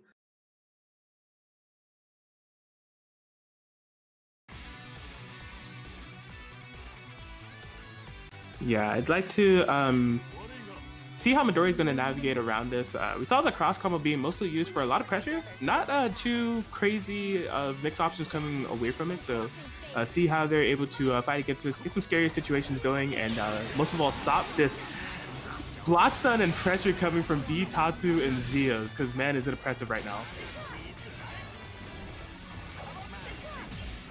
Oh my gosh, yeah, just routes it to the command throw, money. Oh wow, yeah, and just the pressure this time, mixing it up with the 2C, Detective Crow. Looking good here. That was the... I think he thought that he was playing Hilda or something with the way that he was using that 5C, but not quite. That's a Dachi, buddy. Yeah, and getting the land cancel was nice work. Unfortunate drop on that one. But one of the interesting things about, like, Weiss's land cancel, if he messed it up, he still get a pretty decent Oki situation. Interesting. Alright, well, Midori here. Oh, okay, yeah. It was a little... Yeah, nice interrupt there to save Weiss. Low tech. Detective Crow's Dachi is pretty low. Setting up the BZO. Yeah, blocking the 5C. Ah, yes. I love that call out there from Midori. The Crow, Adachi, although they were able to get some things going, was super low, just calling out the raw tag. Oh man, but the confirm here? See? Tatsu? The super wins! Unfortunately, just a bit too high for that super to connect. Midori not cashing into any supers or anything there. Possibly not expecting to drop that combo there. Oh man, yeah, and trying to push block. You can tell that there was fear of possibly an unblockable scenario there. Trying to push block the Akatsuki early, but Detective Crow getting the better end of it, and now Kurogani's going down.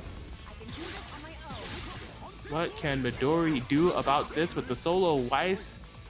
Crow's characters are so low, but he seems so comfortable playing with fire here.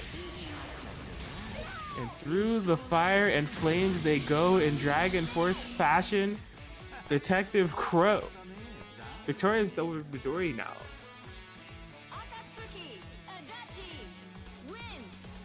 We're getting a final set, I presume. Yes.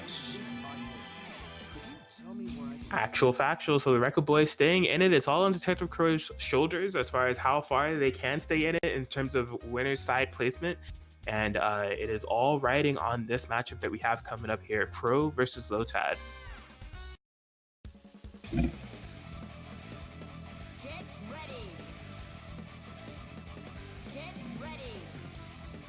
Yeah, so I'm not completely familiar if these two have played in the past. They've definitely been in the same tournaments before.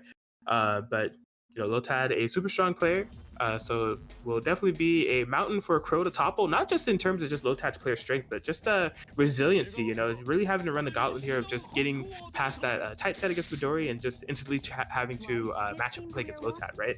Can't escape from crossing fate. All right, but the 5A check. Classic there for Weiss. paying dividends here. Oh boy, yeah, just gonna be able to whiff punish that 2B. Nice presence of mind to throw there. Nullifying the entirety of 4P just was not ready to confirm. Hard to blockable situation. That was pretty funny. Detective Crow whips 5B and just, oh no, I still have time to pick it up, so just went for another 5B. And yeah, just for that cross combo setup, it's got a nice 9K off of it. Oh boy. Okay. Yeah, just using the Bitatsu neutral, working out nicely so far. Oh boy. Yeah, just trying to manipulate those plus frames from Akatsuki 5P here, set up a cheeky command throw, but Lotad completely ready with the counter poke. Okay. Yeah, Lotad definitely getting some pressure here now. Trying to bait a burst, Detective Pro not biting. But there it is. Losing Akatsuki, no meter spent on Lotad's side. Solo Adachi. Detective Pro. Large mountain to climb with this comeback, and yeah, just before it will be able to stabilize there as Lotad gets game 1. Yeah, solid work. I like what Lotad is doing, especially just to feel their opponent out, just kind of dance around and not really throw out a button, especially when a potential bird fake can happen, and it's worked out for them quite often. Then I too promise to be your best possible partner. Yeah, absolutely. Looking good there for Lotad. Detective Crow, I think they are really good at finding situations where they could put their opponent under some pressure. I honestly think that it's just a question of the mix-up game because we're seeing Detective Crow get a ton of B-Tatsus off, a ton of 5Ps, a ton of B-Zeos. Like a lot of that stuff is coming in handy, but when it comes for the actual mix, Lotad just, we saw there, right? Just able to interrupt that command throw. There's no high-low game that's really coming into play. So see if Detective Crow is able to capitalize a bit better off of those mix situations, because he's definitely finding the opportunities to get them started. Right. Nice. It seems we are wanted. Oh, I'm honored. Let's treat them with the respect they deserve. All right, well, this could be game point here from Midori and Lotad. 4P. Man, and just the patience from Lotad. Really just kind of watching along with Weiss, not doing anything while Ori does a ton of work with the assist, trying to bait a burst. You know, the last second doing that active switch, and man, just the momentum here. Really piling on all the pressure on Detective Crow's Akatsuki, and just like that, within 15 seconds of the match, Akatsuki is down. The pressure does not end, the throw confirm, and the clean combo here from Lotad. As soon as I say that, as soon as I said that, it was a blue beat. But just the way that combo works after the throw is just so sick. Yeah, I'm pretty sure it's like super tight framing, so I wouldn't even attempt that. Anyway, it looks like Lotad is almost set to take this. Just going straight into super. Yes, sir. Magnetic shockwave, and that'll be it.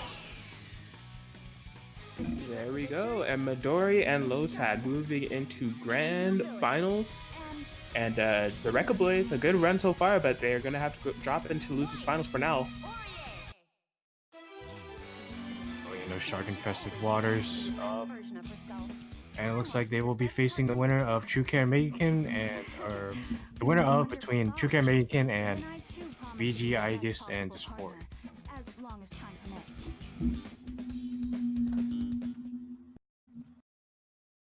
Yeah, so I'm really anxious to watch this one. BG, Igus, and Dysphoria. I've heard those names. I've probably commentated matches for both of them, but just off the top of my head, I can't tell you who they play. But they've made it this far. They're right here at loser semis, so I'm really interested to see how these matches go. BG, Igus in here with the Hilda Elizabeth. In fact, now that I see it, I think I played them the other day.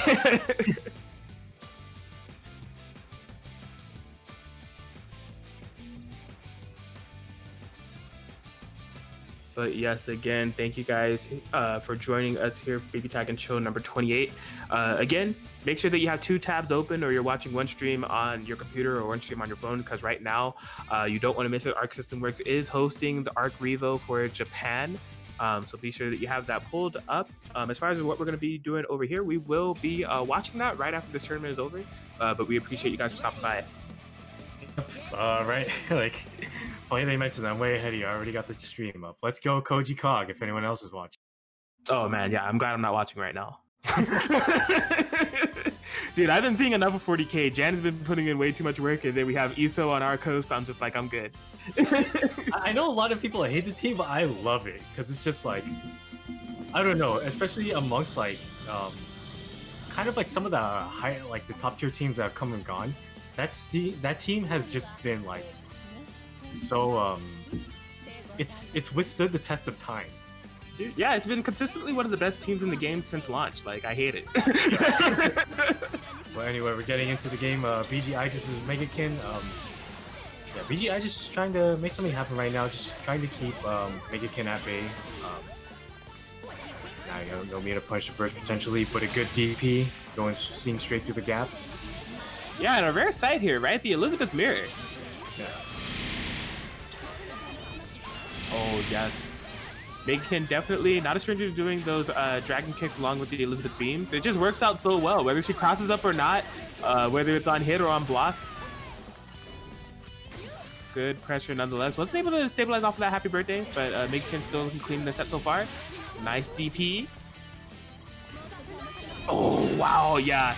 I just definitely didn't want to be on the receiving end of that mix-up, trying to DP through it. And it kind of nullified it a little bit, right? Megakin not able to pick up off of that confirm. I just still believing in the DP, and man, is it paying off right now, man. Oh no, that 5-8 got punished. Unfortunately. That's hilarious. 5-8 getting punished by the meteors. Oh man. DP working out. I feel like just with the set alone, we've seen like 5 Elizabeth DPs make contact. Trying to go for the wake up super, but laser beam crossed. BGI just looks like they crossed themselves up. 5B attempt. Yeah, not wanting to deal with that pressure, just bursting Chie in, making sure Elizabeth is staying alive. Oh wow, I love that check there from BG Igus. Apparently not able to get too much of a confirm off of it, but it was a great statement nonetheless. No, I think they might have thought that it was meteors or something. That definitely could have been a full screen punish possibly with 5B, but you know, not getting hit by that super. Rampage time has activated. I think they thought they were in the air, so they went for the super, but healing in Chie's face. Interesting. Yes. Okay, this time here comes the giant fist. It is in range. Yes, and just the cross up there. Megakin striking blood first, getting the game 1. So this is what you're capable of. Yeah, I think Megakin meant to possibly... I think there's a couple things that happened in that interaction. I think Megakin possibly tried to Tiger Knee the input for the meteors. It just unfortunately didn't get the upward confirm, so they just got the raw fist there. But also, I think that's exactly what Igus thought was happening as well, just based off of the pace of the matchup and wasn't ready for the punish there. So unfortunate, but a close match nonetheless, all things considered, right? They were really kind of going back and forth there, but Megakin stabilizing first. Get ready. Get ready.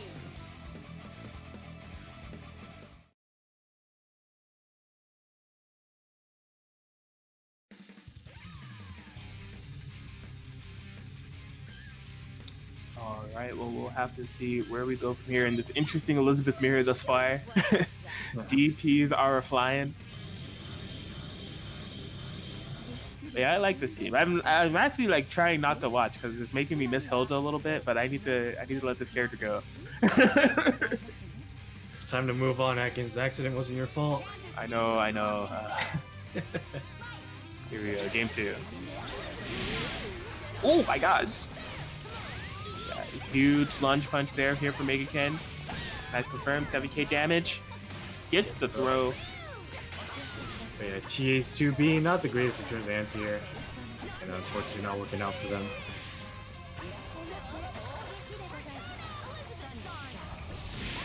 Oh yeah, 6 p.m. pickup. I see BG Igus is trying to make certain things happen with or like just trying to avoid the 6P laser and just not working out for them. Yeah, so what a fantastic power charge confirmed there. Igus forced to get Elizabeth out immediately. Oh no, blocked DP. Yeah, staying patient after the Garudine. Oh, and there's the 5C from Megaken. Bet you didn't see that one coming.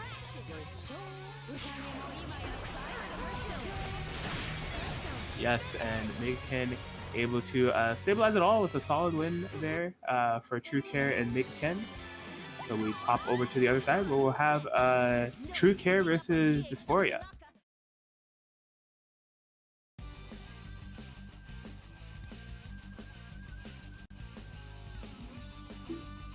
Oh wow, so if this is Dysphoria's team, I'm actually very hyped to see this. The Hilda Akatsuki. Yeah, this will be an interesting one. What's nice about Hilda Akatsuki is that basically they can set up the B Tatsu hard to blockable setup from basically almost anywhere on the screen. Yes, exactly. A super strong team. Definitely have been watching some Diaphone footage. And again, the temptation to play Hilda is strong, especially with this team on screen. Shield your eyes, Atkins. I will, but how am I going to commentate? Do I just go off of audio? But it looks like True Care going back to what I presume is their main squeeze, or at least I think their strongest team. Yes, the Neo Susanoo.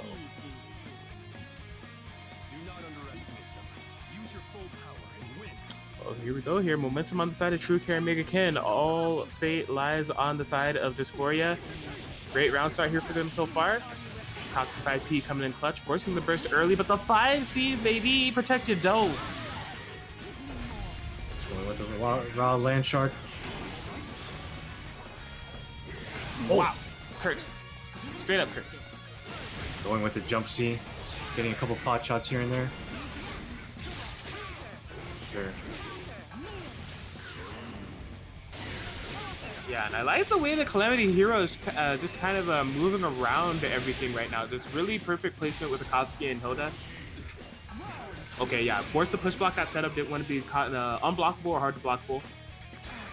Not blocking any B-Tatsus today. Oh, wow. Like that tricky float there from True Care. Oh, boy. Hype. Yeah, almost got a kill on Susanoo there. True Care has to be careful about calling that Susanoo for assist. Oh, just the air dash back jump A working out. Solo Neo, and that might be it actually. Yep. Cash out into super. Got 2 stacks of butter just in case and doesn't even need it. Yeah, and that is a beautiful thing about this team for sure, right? One of the struggles of, well, it's not necessarily a struggle because Akatsuki 5P is an amazing assist, but one of the benefits of playing a team like this, right, is if Akatsuki 5P hits full screen, Hilda is just like ready, you know, from anywhere on the screen to confirm into, you know, a very nice damage combo, so. Real nicely for them so far. And so, as far as I know, this might be one of Akatsuki's best teams, especially the way Hilda's assists work. It's basically, from what I've seen, you could either do 4P Bitatsu or 6P Bitatsu with this team, and either way it picks up, or allows you to get some extra pressure. So it's kind of funny how that works out. Yeah, it's a strong team, man. I remember a lot of people played it early on, like very early in 1.0's birth, I guess, or I mean 2.0's birth. So I'm glad to see that there's a few people that are still sticking with it. Yeah, it's a good one. Oh boy, big punish on the burst here. Loving Dysphoria's confirmed here as well. Oh, yo! Unblockable setup. Fantastic there from Dysphoria. What a reset. Someone remind me why this team isn't being played that often again. Man. That was disgusting. Oh, wow. I really like that call there from True Care. You know, a common thing that Hildas do like to do is kind of linger in the air, threaten the presence of like a jump B or jump C. Just hitting him right out of the sky there with Neo. Sneaky little cross up there from True Care as well. Confirmed, right back into the corner we go. What is the Oki? Bait on the parry. True Care really rallying away here. Gotta imagine this is the kill on Akatsuki. Nope. Not quite! Neo damage, please! Oh boy, and the Hilda 4P coming in clutch. That girl was getting punched. That's gonna be an easy spot for Hilda to get in. This will be interesting. I don't think this will kill, even though it will. You know, okay, so here's the thing. I think that super does more as a DHC than a super by itself sometimes. Low key, it might. But man, True Care has to be kicking themselves when they're not spending more resources on that. Confirmed with Neo, and oh my gosh, Dysphoria is showing no mercy here on the solo to Snow. It's looking kind of bleak. This confirm will kill, but that's so cheap! Yo! Disgusting! They're unblockable resets. What are you teching for? Dysphoria with a solid win there over True Care. My gosh. Rather, geisha-like outfit may invite some. And this is a treat to see. Dysphoria definitely solid with this team. And yeah, it is set up for this set that we're going to have next year. The Anchors, Megaken versus Dysphoria.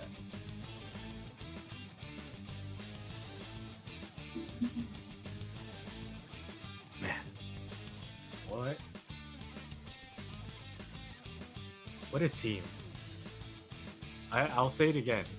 Can someone remind me why this team isn't played more often? Yeah, I mean, all things considered, Hilda is a little bit of an awkward character. You know, she definitely has her own type of playstyle going on. So it's not someone that we see too much of, especially in our region.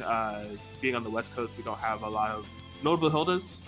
There's some, but just like not too many as opposed to East Coast. And then, yeah, but as far as like why even through the Hilda players that we have, why they aren't using Hilda Akatsuki, I can't really tell you. Yeah. And the thing is, if I remember correctly, we didn't even see Bitatsu's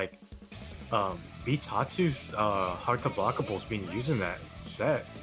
It was just more of I think the thing that we saw more often was like a cheeky that cheeky unblockable setup. Yeah, we did see a few attempts, right? I did see Dysphoria trying to set up a couple of Bitatsus, but they were usually push blocks, so I think they were just like, yeah, really content with going with the air reset confirms, just relying on the 5P. Solid stuff. Do not underestimate them. Use your full. Just going right into it. Megakin versus Dysphoria. Yeah. Didn't look like they believe in that anti-air connecting, but yeah, getting crossed up for it.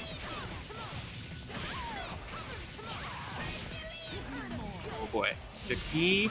Okay, yeah, not doing the active switch there, but you are still stuck in the mix. Good luck. This time we will be active switching, and a very nice burst confirmed there for Megakin as well.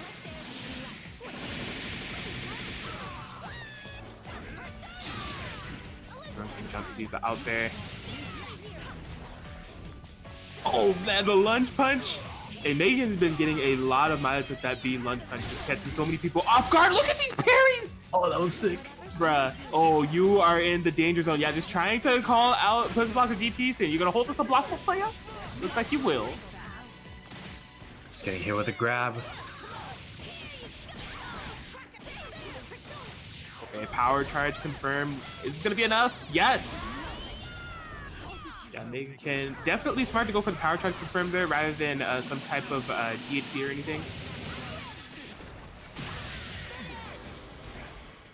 And yeah, just looking super strong here. Megakin trying to move True Care and Megakin up to losers finals to challenge the Rekka Boys.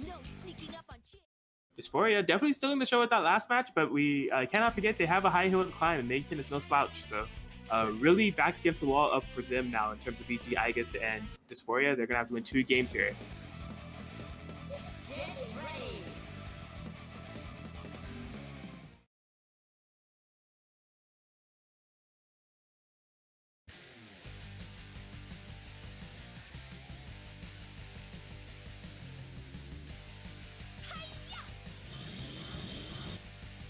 All right, game 2.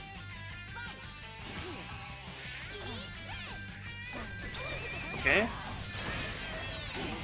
Yeah, I like the pressure there from Megakin. Use that Chie 5AA to drag in Hilda and then setting up the sandwich accordingly. 5B Tatu to snipe out the Elizabeth full screen confirmed. That's such a strong perk of this team, man. Oh wow, the 5B just sniping the Elizabeth in the back there. Don't you call this on me? Drop the combo.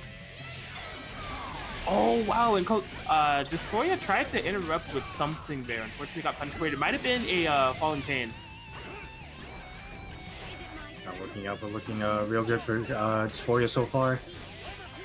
Yeah, the classic, just any Tatsu and a DP after. Megacin having DPs of their own. Oh no! If that confirmed, I was gonna lose my mind. Oh no, just push block, and oh no, bad time to active switch. I was getting opened up, and Chie will live to see another day. Not too long though. I'd say live to see another hour. Yes. Oh boy. Well, all eyes on Megacin. Elizabeth trying to make something happen here. Here's the resonance. He is an awakening. Oh, just getting sniped with the 5V. Yes, I gotta imagine that Megacin went through that Persona Slash move because it does have the projectile invoke property when Elizabeth is in awakening, but no, the 5V sniping accordingly out of her startup frames, and Dysphoria fighting the good fight, and we have been brought here to another Game 3 scenario tied up 1-1. We've seen the situation on stream so much. All of these games coming down to the wire.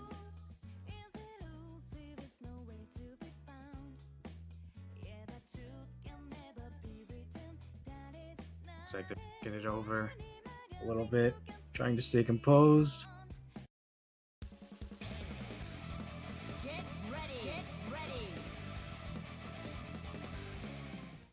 But yes, we will have to see here a solid response there from Dysphoria after that game one.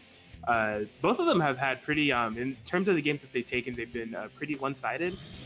So this is it right here. I put all the cards on the table. Yeah, trying to go for that 5B snipe to see if Makin's calling assist. Makin staying patient in the air, just kind of floating around with Chie, trying to see what Dysphoria is trying to do. Dysphoria finding the low, getting this confirmed. Ooh. Teching into a sandwich. This is not the place where you want to be against this team. Good block on the cross up low. Oh, but you couldn't block the 5C. They're just getting bonked on the head for their troubles. And especially with two Persona characters, it's a kind of move to push block sometimes. But yeah, Dysphoria trying to hold it, but no confirm. Oh boy. That's a huge find there on that whip DP from Megacin. Yeah, in trouble. Just a hard to blockable there. A little bit awkward on the active switch. Wasn't able to make it a little bit of a tighter mix up there. Megacin just really taking the skies. Yeah, trying to threaten the presence of these meteors. And that's the second time that we've seen Dysphoria try to get the falling pain there. Oh no! That may have been a burst bait. I'm not quite sure. I think it was mainly they tried to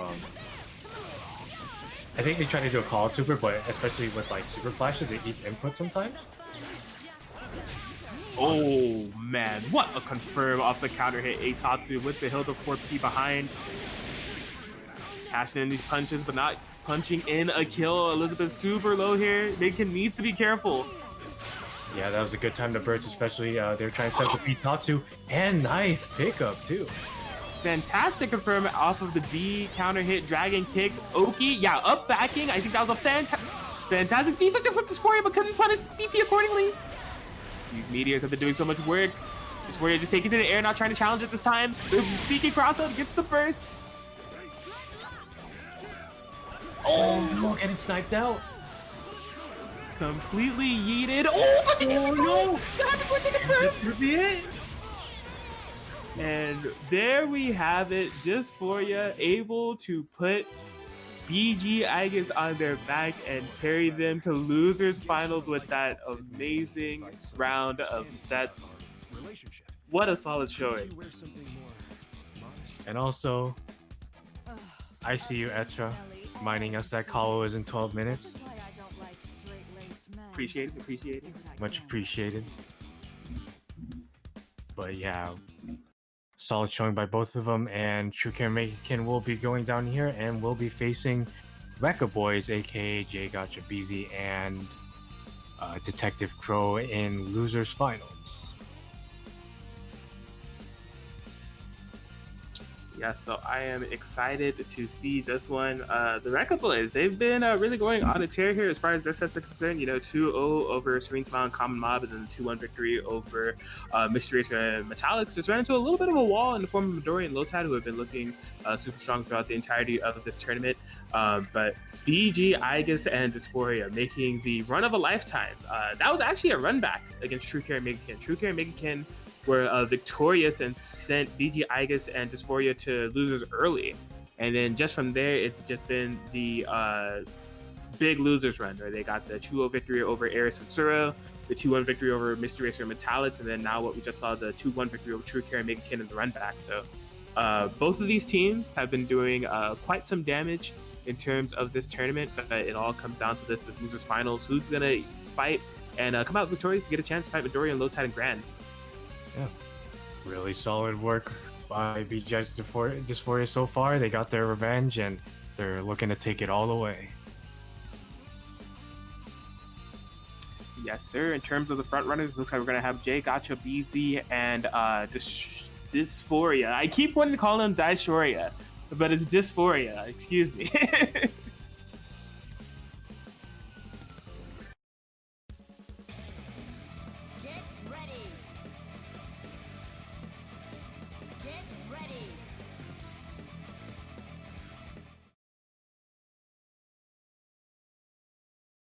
All right, so we'll have to see how this goes. You know, BZ definitely known for the relentless rushdown by any means necessary, even if it means Buzzsaws, Rekkas, they are pulling it out, and they've really refined it in a way that has become really scary.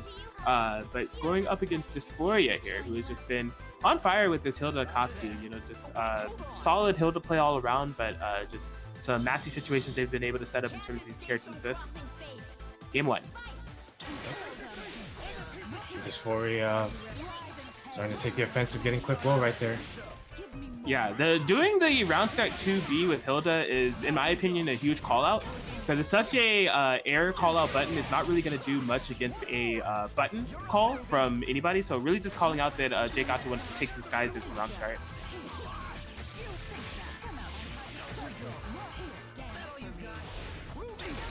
Oh yeah, you can see that they're doing that 2B again, but this time Jake got Okay, Falling Pain. Oh, wow, yeah. 5 bars for this confirm, making it all unburstable, just spinning the meter now. Great presence of mind there from Dysphoria. That was a clean kill. J-Gotcha BC has a tall mountain to climb if they want to take this back. And getting hit by the tail of that 4P it's not going to help them that much, but at least it's only 4K. Nice block on the heart of blockable. Yeah, J Gotcha BC staying solid with his defense, trying to find their way out of this corner. No tick throw to be found. Oh man. Yeah, J Gotcha gonna be activating the resonance now. Going for the BZ Buzzsaw, was not able to hit confirm it. Oh, but I'm surprised that Dysphoria didn't go for the super, trying to chase behind it, but it is all good.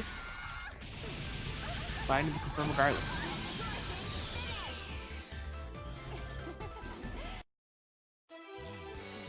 Work. Yeah, J-Gotcha BZ definitely wanted they're trying to get a few things started, but unfortunately it didn't work out for them, especially that Akatsuki body blocking the Pale Bringer on that super was super unfortunate. Definitely could be a tilting thing for them. Right.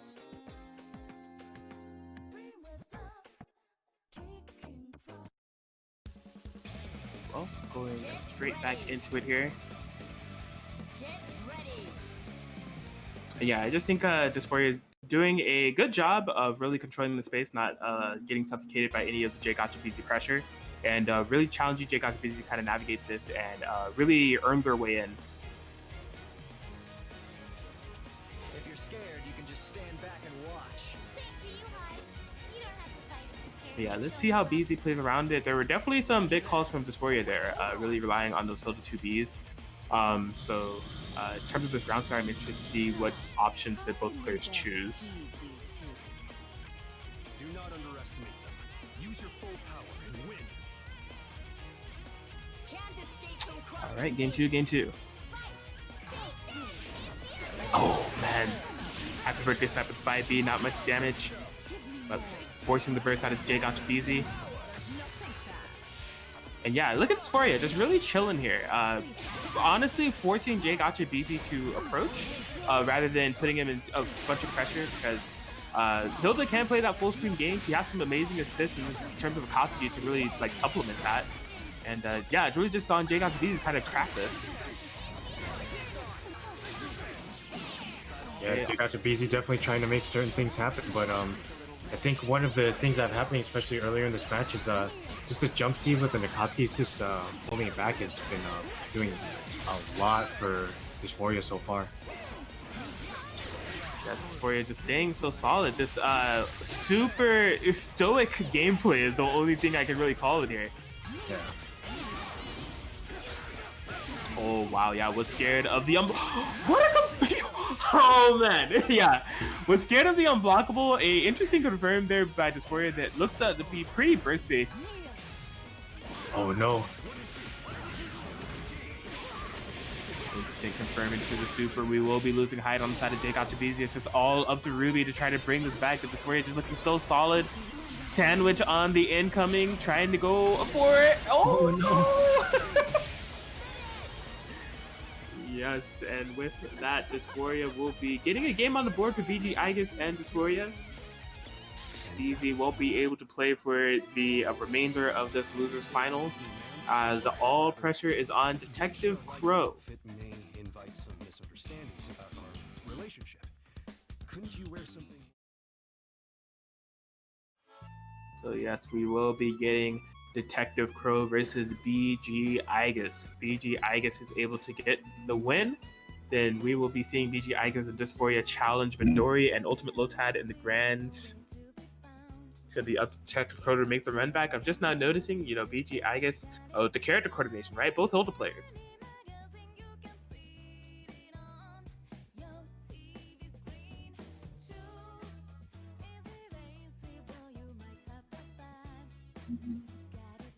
So yeah, let's see how ready Detective Crow is for the Hilda matchup.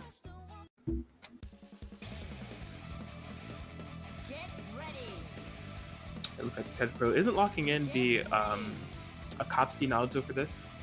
It's going to be sticking with the Akatsuki Adachi.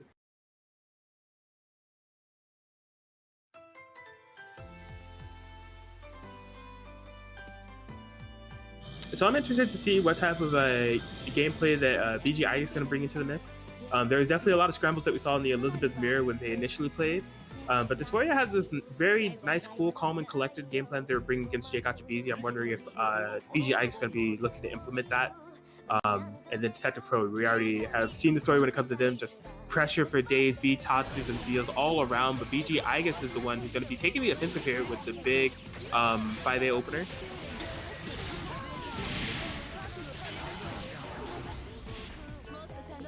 Oh wow, my god, the 5B anti-air.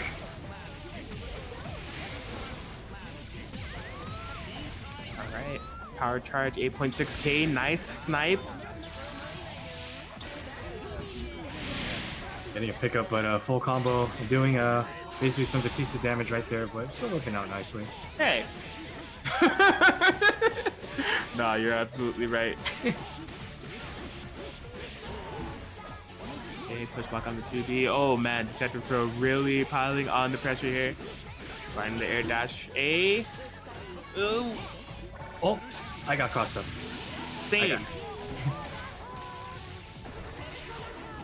Alright. Okay. That'll put Akatsuki in a pretty much a danger zone right now, but oh, failed attempt on the throw. Yeah, just catch down to super.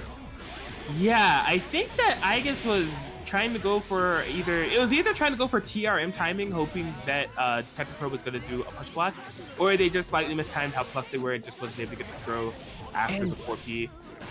That was pretty nice. Just instant air dashing over that 5B by Hilt that BGI just had. Yes, the reversal. Oh, yes. That's what you have to be careful about when you're playing Hilda in terms of going for those block strings. If there's a full screen super or anything like that can't interrupt her, and expect that's going to be a part of the mind game. And Detective Pro completely ready for it. Getting a game on the side for the Rekka boys. Try to get this comeback.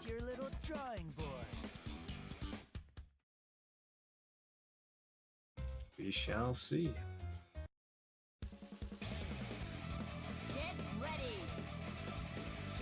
So Crow needs 4 of those if they want a chance to get the run back against Lotad and Midori in the grand finals.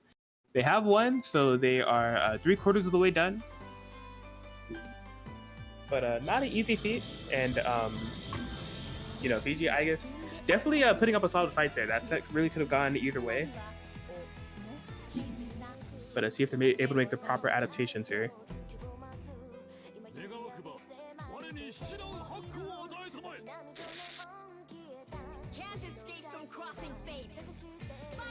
Alright, starting R for the round start 5A like they're playing Ragnar or something. And we saw that coming up victorious in the last round too. I'm curious to know what the Detective Pro is trying to do on round start, because Hilda 5A, although it reaches far, it's pretty slow. Yeah. I want to say it's something like 10 or 11 frames. Yeah, it may even be more than that, honestly. And presumably I think they're maybe going for the patented round start B Tatsu, but not sure. Yes, and just look at the change of pace of this matchup. Igus doing so much damage to Detective Pro just in the first 30 seconds. Blocks the 5C. Oh man, and we get the auto combo. No burst from Detective Pro. Akatsuki going down. Oh wow, and Igus really trying to bring things together here. Detective Pro able to find the snipe with the super. Elizio, nice hit confirmed. Elizabeth super low. You gotta get her out of there. Trying to keep her in. This is so risky. Oh my gosh, what a call! Nice pickup, but oh no! Drop! Oh, that was sick! Yes, unfortunate drop, but what a pickup there from BG Igus. And man, just a complete change in momentum there. That match where there's all BG Igus, the Hilda doing so much work, and then even Detective Crow, you know, staying in it.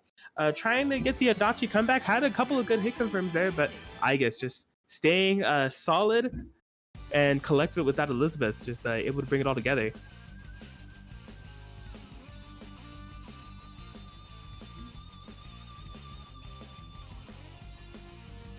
And man, now the pressure is really on Detective Crow. They're looking to really clean it up, try to get Igus out and get the match against Dysphoria, but now it's Igus that is just really causing some trouble here. Crow needs to be victorious in this match, or the Rekka boys will have to settle for 3rd place as we see Dysphoria and Igus in the grand finals.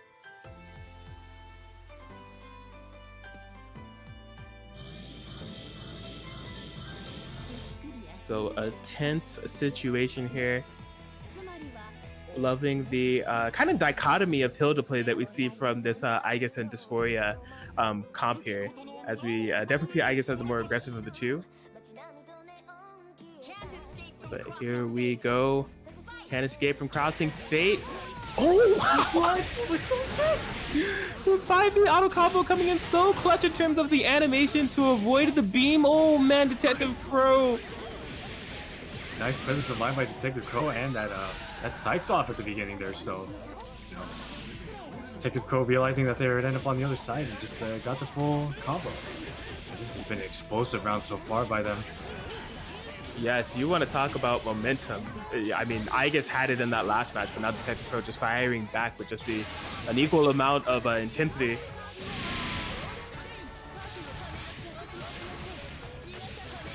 But yeah, Igus trying to stabilize things here a bit. Oh, just the tail end of that Akatsuki 5P able to confirm off the AZO. Oh. Thankfully, Akatsuki didn't get hit on the tail end of the hail, but it's pretty dangerous for Adachi to stay in like this. Yes, Igus not out of this yet. Getting a good amount of damage on Adachi, and I thought that was a smart float with the B, but Detective Pro ready, blocks the super. Oh. Just getting clipped on the legs right there, and I think what they're trying to go for is a super punish, but didn't realize they didn't have enough meter to do so. Oh yeah, that's I think that's exactly what happened too. Because I saw the I saw the 236B comment, and I'm like, that doesn't look right. Yes. All right, well, Detective Crow, as far as the task that is ahead of them, they've completed half of it now. BG Igus is down, and we just have Detective Crow versus Dysphoria. So although half of the job is done for Detective Crow, they do have quite the mystery monster that lies ahead in the form of Dysphoria with this Hilda Akatsuki, who has just been looking so strong. Really has been a treat to watch. And Detective Crow is going to be needing to come up victorious in a first two setting against him. Use your full power and win.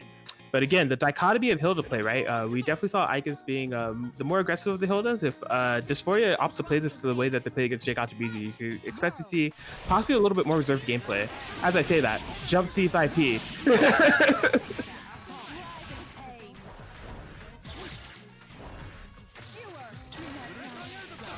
Oh yeah, just this space control game from Dysphoria, trying to see if the Detective Crow can get in. A clutch parry there with the Bitatsu confirm. And man, this is some pretty big damage. 9k on both characters. Detective Crow is not mad about that at all. Oh no, you believe in anti-air, but the anti-air 2A working out so nicely. Yes! Detective Crow, big money on the super. Dysphoria Zakatsuki, super low, whiffed parry, no punish. Oh, Wow! Fearless Tatu there from Detective Crow, and look at this. The confirm here, activates the cross combo. this should kill. Bunches of punches. It's a magic pixel. What? Galaxy Brain Instant Air B Hadoken. Akatsuki looking like Akuma right now with that. For real, what a decision there from Detective Crow. And there it is. The job that's ahead of them. They're 3/4 of the way done. If they win one more game, the Rekka Boys are going to grand finals.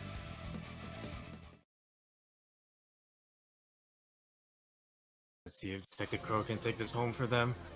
Or will they fall to Igus and Dysphoria? We'll have to see. This has been quite the run here for Detective Crow. Okay. Detective Crow stuck in the sandwich here, 5P, but no pickup there for Dysphoria. Detective Crow setting up some pressure of their own. BZO parries that 5C, protects the dome. Yeah, a bit of a cursed clash interaction on the jump A with Hilda's 4P there. Hard to blockable. Ooh. The slew of mix-ups following afterwards. Was so sick. Bruh, that was super sick. Parry straight into the super. Great momentum here for Detective Crow. Oh man, they're activating cross combo here. Interesting. The AZO. Oh man, they tried the Katsuki. Katsuki so low, but still hitting the buttons. My 5B anti-air. Oh, but the jump C flattens. Oh, this is getting nuts. Detective Crow just playing so confidently with this Akatsuki frontlining, able to get him out with the Adachi tag. That was super risky by them. But oh, the side swap when you interesting when that happens because if it's too high, it'll side swap like that. So fortunately for them, it worked out. But it's just pushing them to the other corner now, going coast to coast. Nice block on the overhead there. Ooh. Yeah, Dysphoria just making sure that Detective Crow stays in this corner and die by 1,000 mix-ups. Still a little bit available in terms of the assist gauge. Gets clipped by the 6P, no confirm.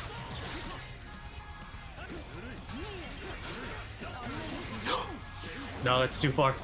Yeah, too far, and Dysphoria didn't commit to anything. Oh no!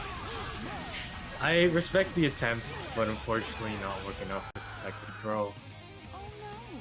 Yeah, I was just wishing that Dysphoria would get a little ahead of themselves and try to whiff punish to Bitatsu, but respecting the super thereafter and getting the punish accordingly. And the what was it? And the unfortunate thing about Akatsuki's 236 Super is that it is pretty fast and it goes a far distance, but it is just barely full screen. So I like the attempt, but unfortunately the game says no. Akatsuki, you're good, but not that good. Right. Well, here we go. How many times do I have to say it? Tied up 1-1 in terms of the set, 1-1 in terms of games, meaning this is a game 3 situation. Final round, double Luigi. Just kidding, it's not Tekken. Let's see what we got. Dysphoria, Detective Crow, Akatsuki Mirrors. Yeah, I like the attempt, but unfortunately, yeah, I gotta parry a couple more hits after that. What is going on? Chaos, almost a happy birthday confirmed, but not quite there for Detective Crow. Stuck in this corner, just trying to up back for their life. Doesn't want to be put in these hard to blockable scenarios. Double low, meter on deck, yes sir. Detective Crow is going to be losing Akatsuki. We just have Adachi now. The Rekka Boy's fate is all up to the detective. Yeah, I've seen some impressive stuff they've done with Adachi. Let's see if they can pull that one more time. I definitely think that was supposed to be like a read on an active switch into, what was it, the Atom Smasher Super? Right. Oh, not working out, and the A-Tatsu connecting, and that should be it. Yes, and just like that, Dysphoria and BG Igus will be putting an end to the Rekka Boys run. A valiant effort by them. You know, they're going out in 3rd place, and they definitely fought with a lot of heart. You know, Detective Pro almost making that full run back. But great stuff to BG Igus and Dysphoria, as we're going to be seeing them in grand finals against Midori and Lotad. Couldn't you wear something Yeah. modest? Ugly, smelly, and stupid. One moment while they... I don't like straight-laced men. I'll do what I damn No worries.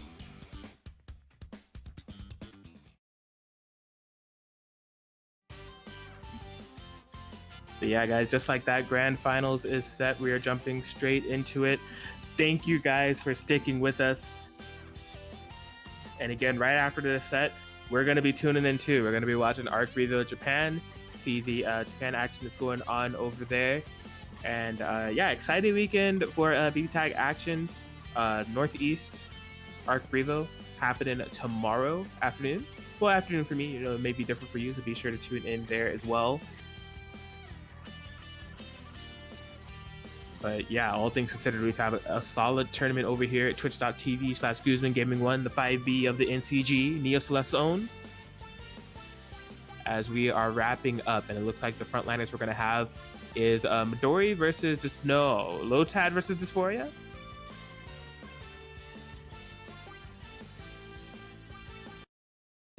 That is correct.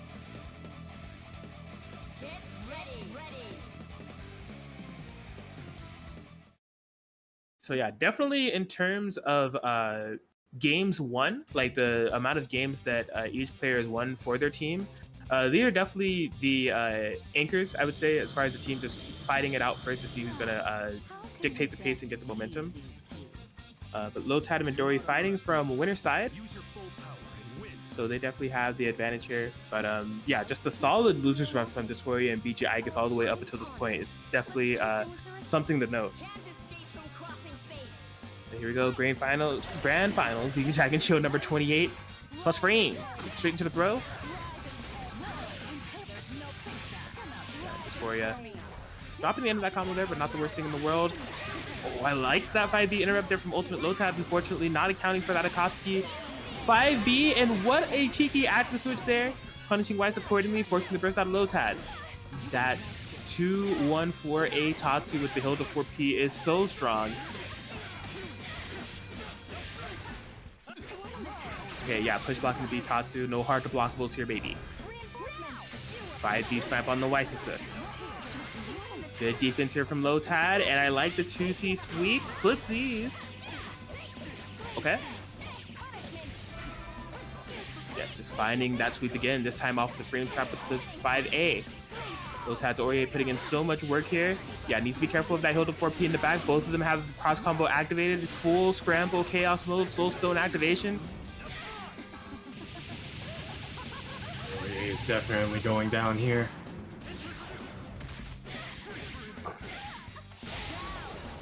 Yeah, so no more Aurier. Just up to Lotad's Weiss level 3 resonance. I like that check with the 5A. Oh!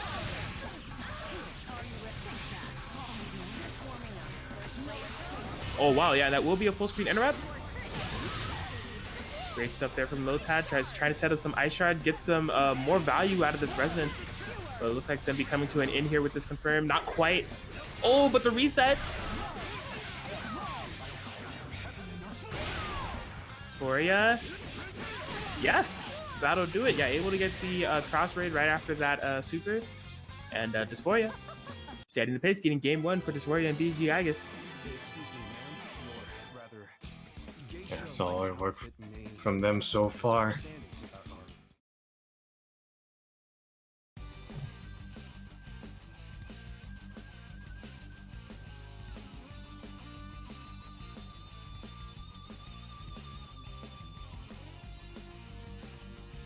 So yeah, definitely some interesting games being played. I have some questions about the Aurier Hilda matchup, right? Because in terms of the mind game that can be played in terms of Hilda's pressure, that high-low game, but if she counters her buttons into any of the mix-ups, there's a gap there for where a full screen super can make contact. I don't know if Aurier has an answer for that. I would say if there's a gap, in theory, maybe EX Divine Thrust could go through it, but that's assuming they don't, like, let's just say there is a gap in the pressure in EX Divine Thrust. If they don't do anything after, maybe it'll connect. I'm not sure. Yeah, I think Aurier may just have to hold the mixer, just just try and find a way to not allow her to play. Yep. Yo, somebody ping Detective Crow in the Discord.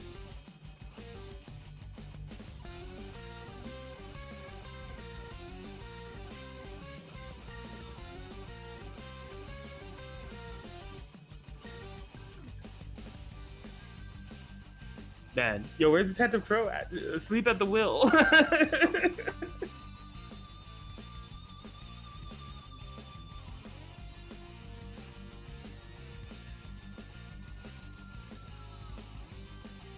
Yo, Detective Crow? Paging Detective Crow. Oh, I get. says they were cooking. Oh man, okay. Cooking up a W, perhaps? We'll see. Nice.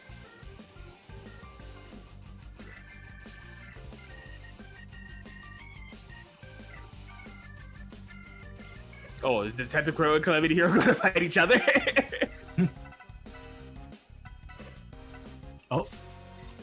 They have left for a moment.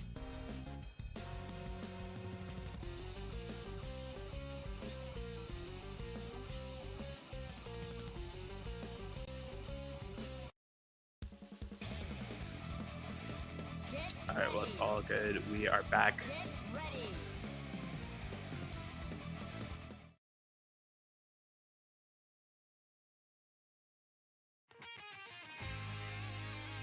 Yeah, remember the auto pass, folks. Do not stall these tournaments in these 2v2s. How can we best tease these two? Do not underestimate them. Use your full power and win. Weiss, it seems we are wanted. Oh, I'm honored. Let's All right, treat here we them go. with the respect they A little bit of deserve. stall there, but not to stall the momentum. Dysphoria definitely firing away, trying to get this reset.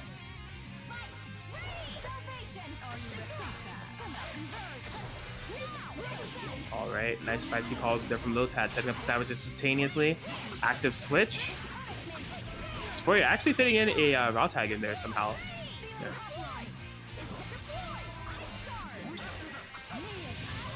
Okay. Yeah, finding a Hilda 4P there. Lotad kind of setting up that defensive gameplay that they are sometimes able to set up in terms of the Aurier 4P and Ice Shard. Unfortunately, DPing through the pressure, and Weiss is bleeding. Yes, no burst available. Just need to finish his combo and possibly get a reset in the danger zone. Yo, yes, I like that from Lotad, not falling for the air reset there, just opting to take it all. Smart stuff. Okay, and the cross raid. Oh!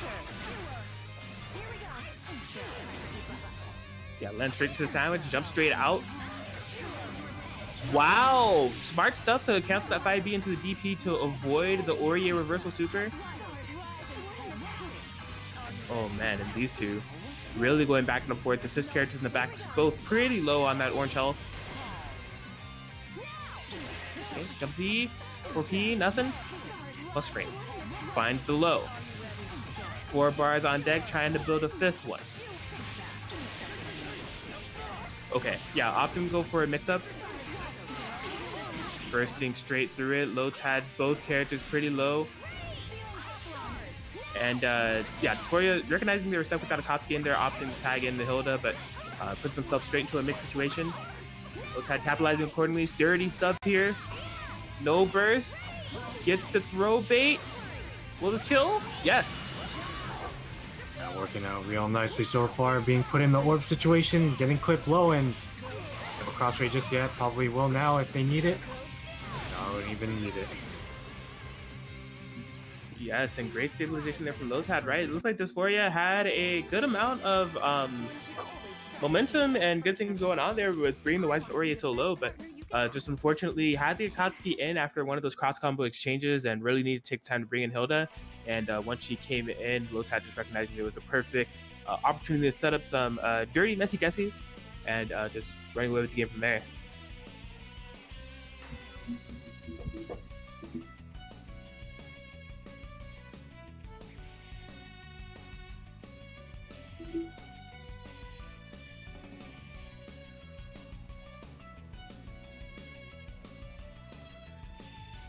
All right, well, it is tied up here.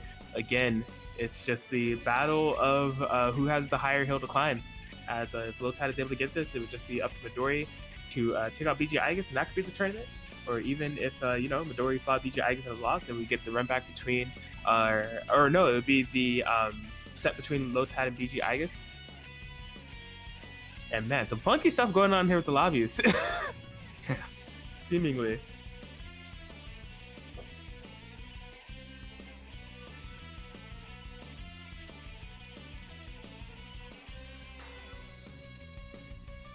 Okay, we back. Get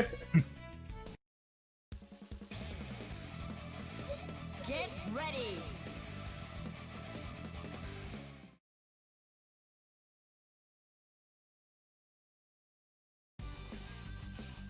Let's see if Lotad can take this home, or will we have a bracket reset? We'll find out right now. Yeah, 5P called to try to lock down this Hilda. I start trading with the 5B, but trade confirming into more auto combos into Mixies. Good defense on Lotad so far. Yes, and Dysphoria just trying to spend some resources in the form of the assist gauge and meter to open up Lotad, but Lotad just too solid. Yeah, ready for this burst. Oh no, try to go for a land cancel, but still getting a pickup after. Yes. Setting up the ice shards now. Yeah, just the zoning gameplay. Just a weird dance around and gonna get punished for that.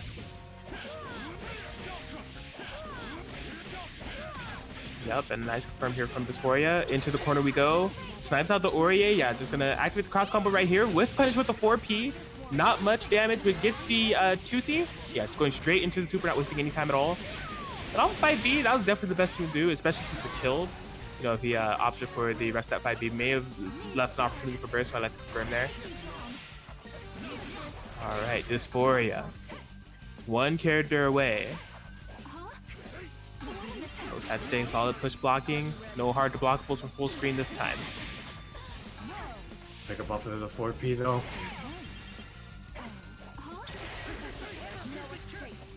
Okay. Nice air to air. This is a way to get some stuff started. And you can see Lotad wanting to just get as much damage as they can now before activating this resonance. Yeah, and honestly, it doesn't feel like there's much of a reason to at the moment. Mainly just due to the fact that Aurier is still very healthy, and no, it's not enough. Oh, will kill Hilda right now. Yes, those 2A staggers, those 2A still coming in clean. Watch your toes, amigo.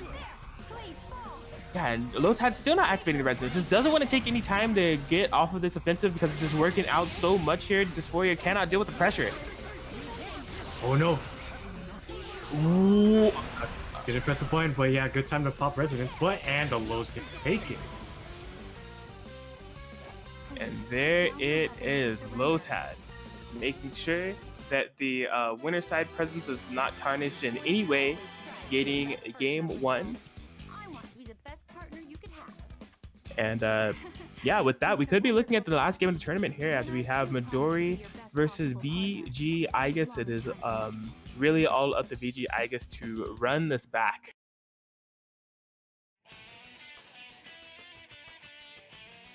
And just what a tough task ahead, right? Just you're on loser side.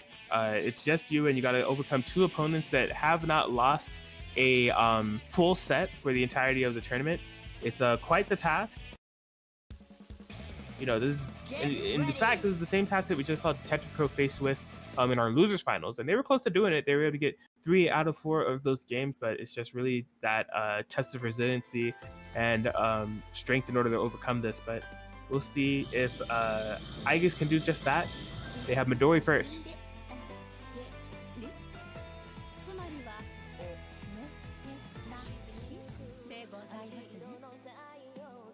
Yes, Igus with the Hilda and Elizabeth. Does not play Igus, fun fact. Let me get to Midori's Weiss and Naoto Kurogane. Game 1 underway. Oh, 5v. See. Yeah, ready for it. All right. Quick confirm here from Midori. Ooh, air unblockable reset as well. That's pretty nasty. Blocking it, and that should be a dead Hilda. Cross in the corner there. Okay. Yeah, so this is going to be up to Igus's solo Elizabeth here. A nice interrupt there from Midori.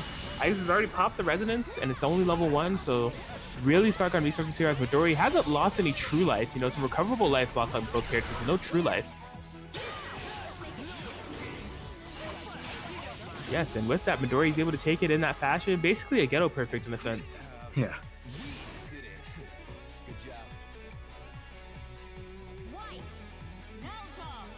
So yeah, a great statement made from Midori there, as this is tournament point for Midori and Lotad. Proper experience. I will neither hide nor flee.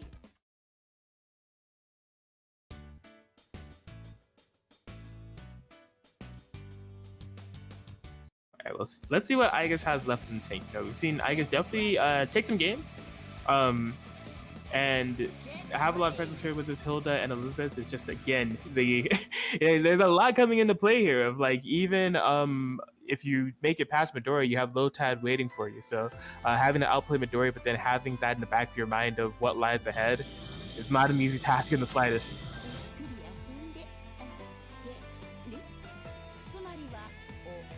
Well, let's see if they got it in them. I'm down to watch some more sets of BBTAG. There's no time to waste. Here we go, here we go. Game 2, possible tournament point here. Pressure is already here for Midori. Active switch. Yeah, unfortunate Hilda's DP is pretty slow, able to block post-active switch. And here comes the barrage of pressure. Don't try to push block me. We're still in there. Burst punish as well. Midori looking super clean right now. Great confirm here with the Kurogane. Just Midori just showing no cracks in terms of letting up here. Igus able to get the Garu, but patience there for Midori baiting out the DP. Oh man, and this is just not looking very good for Igus. A drop. A chanter for Igus. Level 1 resonance, solo Hilda. Setting some stuff up in a sandwich. Gotta be careful. Gets out of the corner. Double overhead. And I mean, man, if this is done, this has to be one of the Hilda comebacks for the ages. Okay, now blocking the 5C. Oh, Open up, and that should be it. Yeah, just catching on the super early. and a good idea from Midori catching up super early.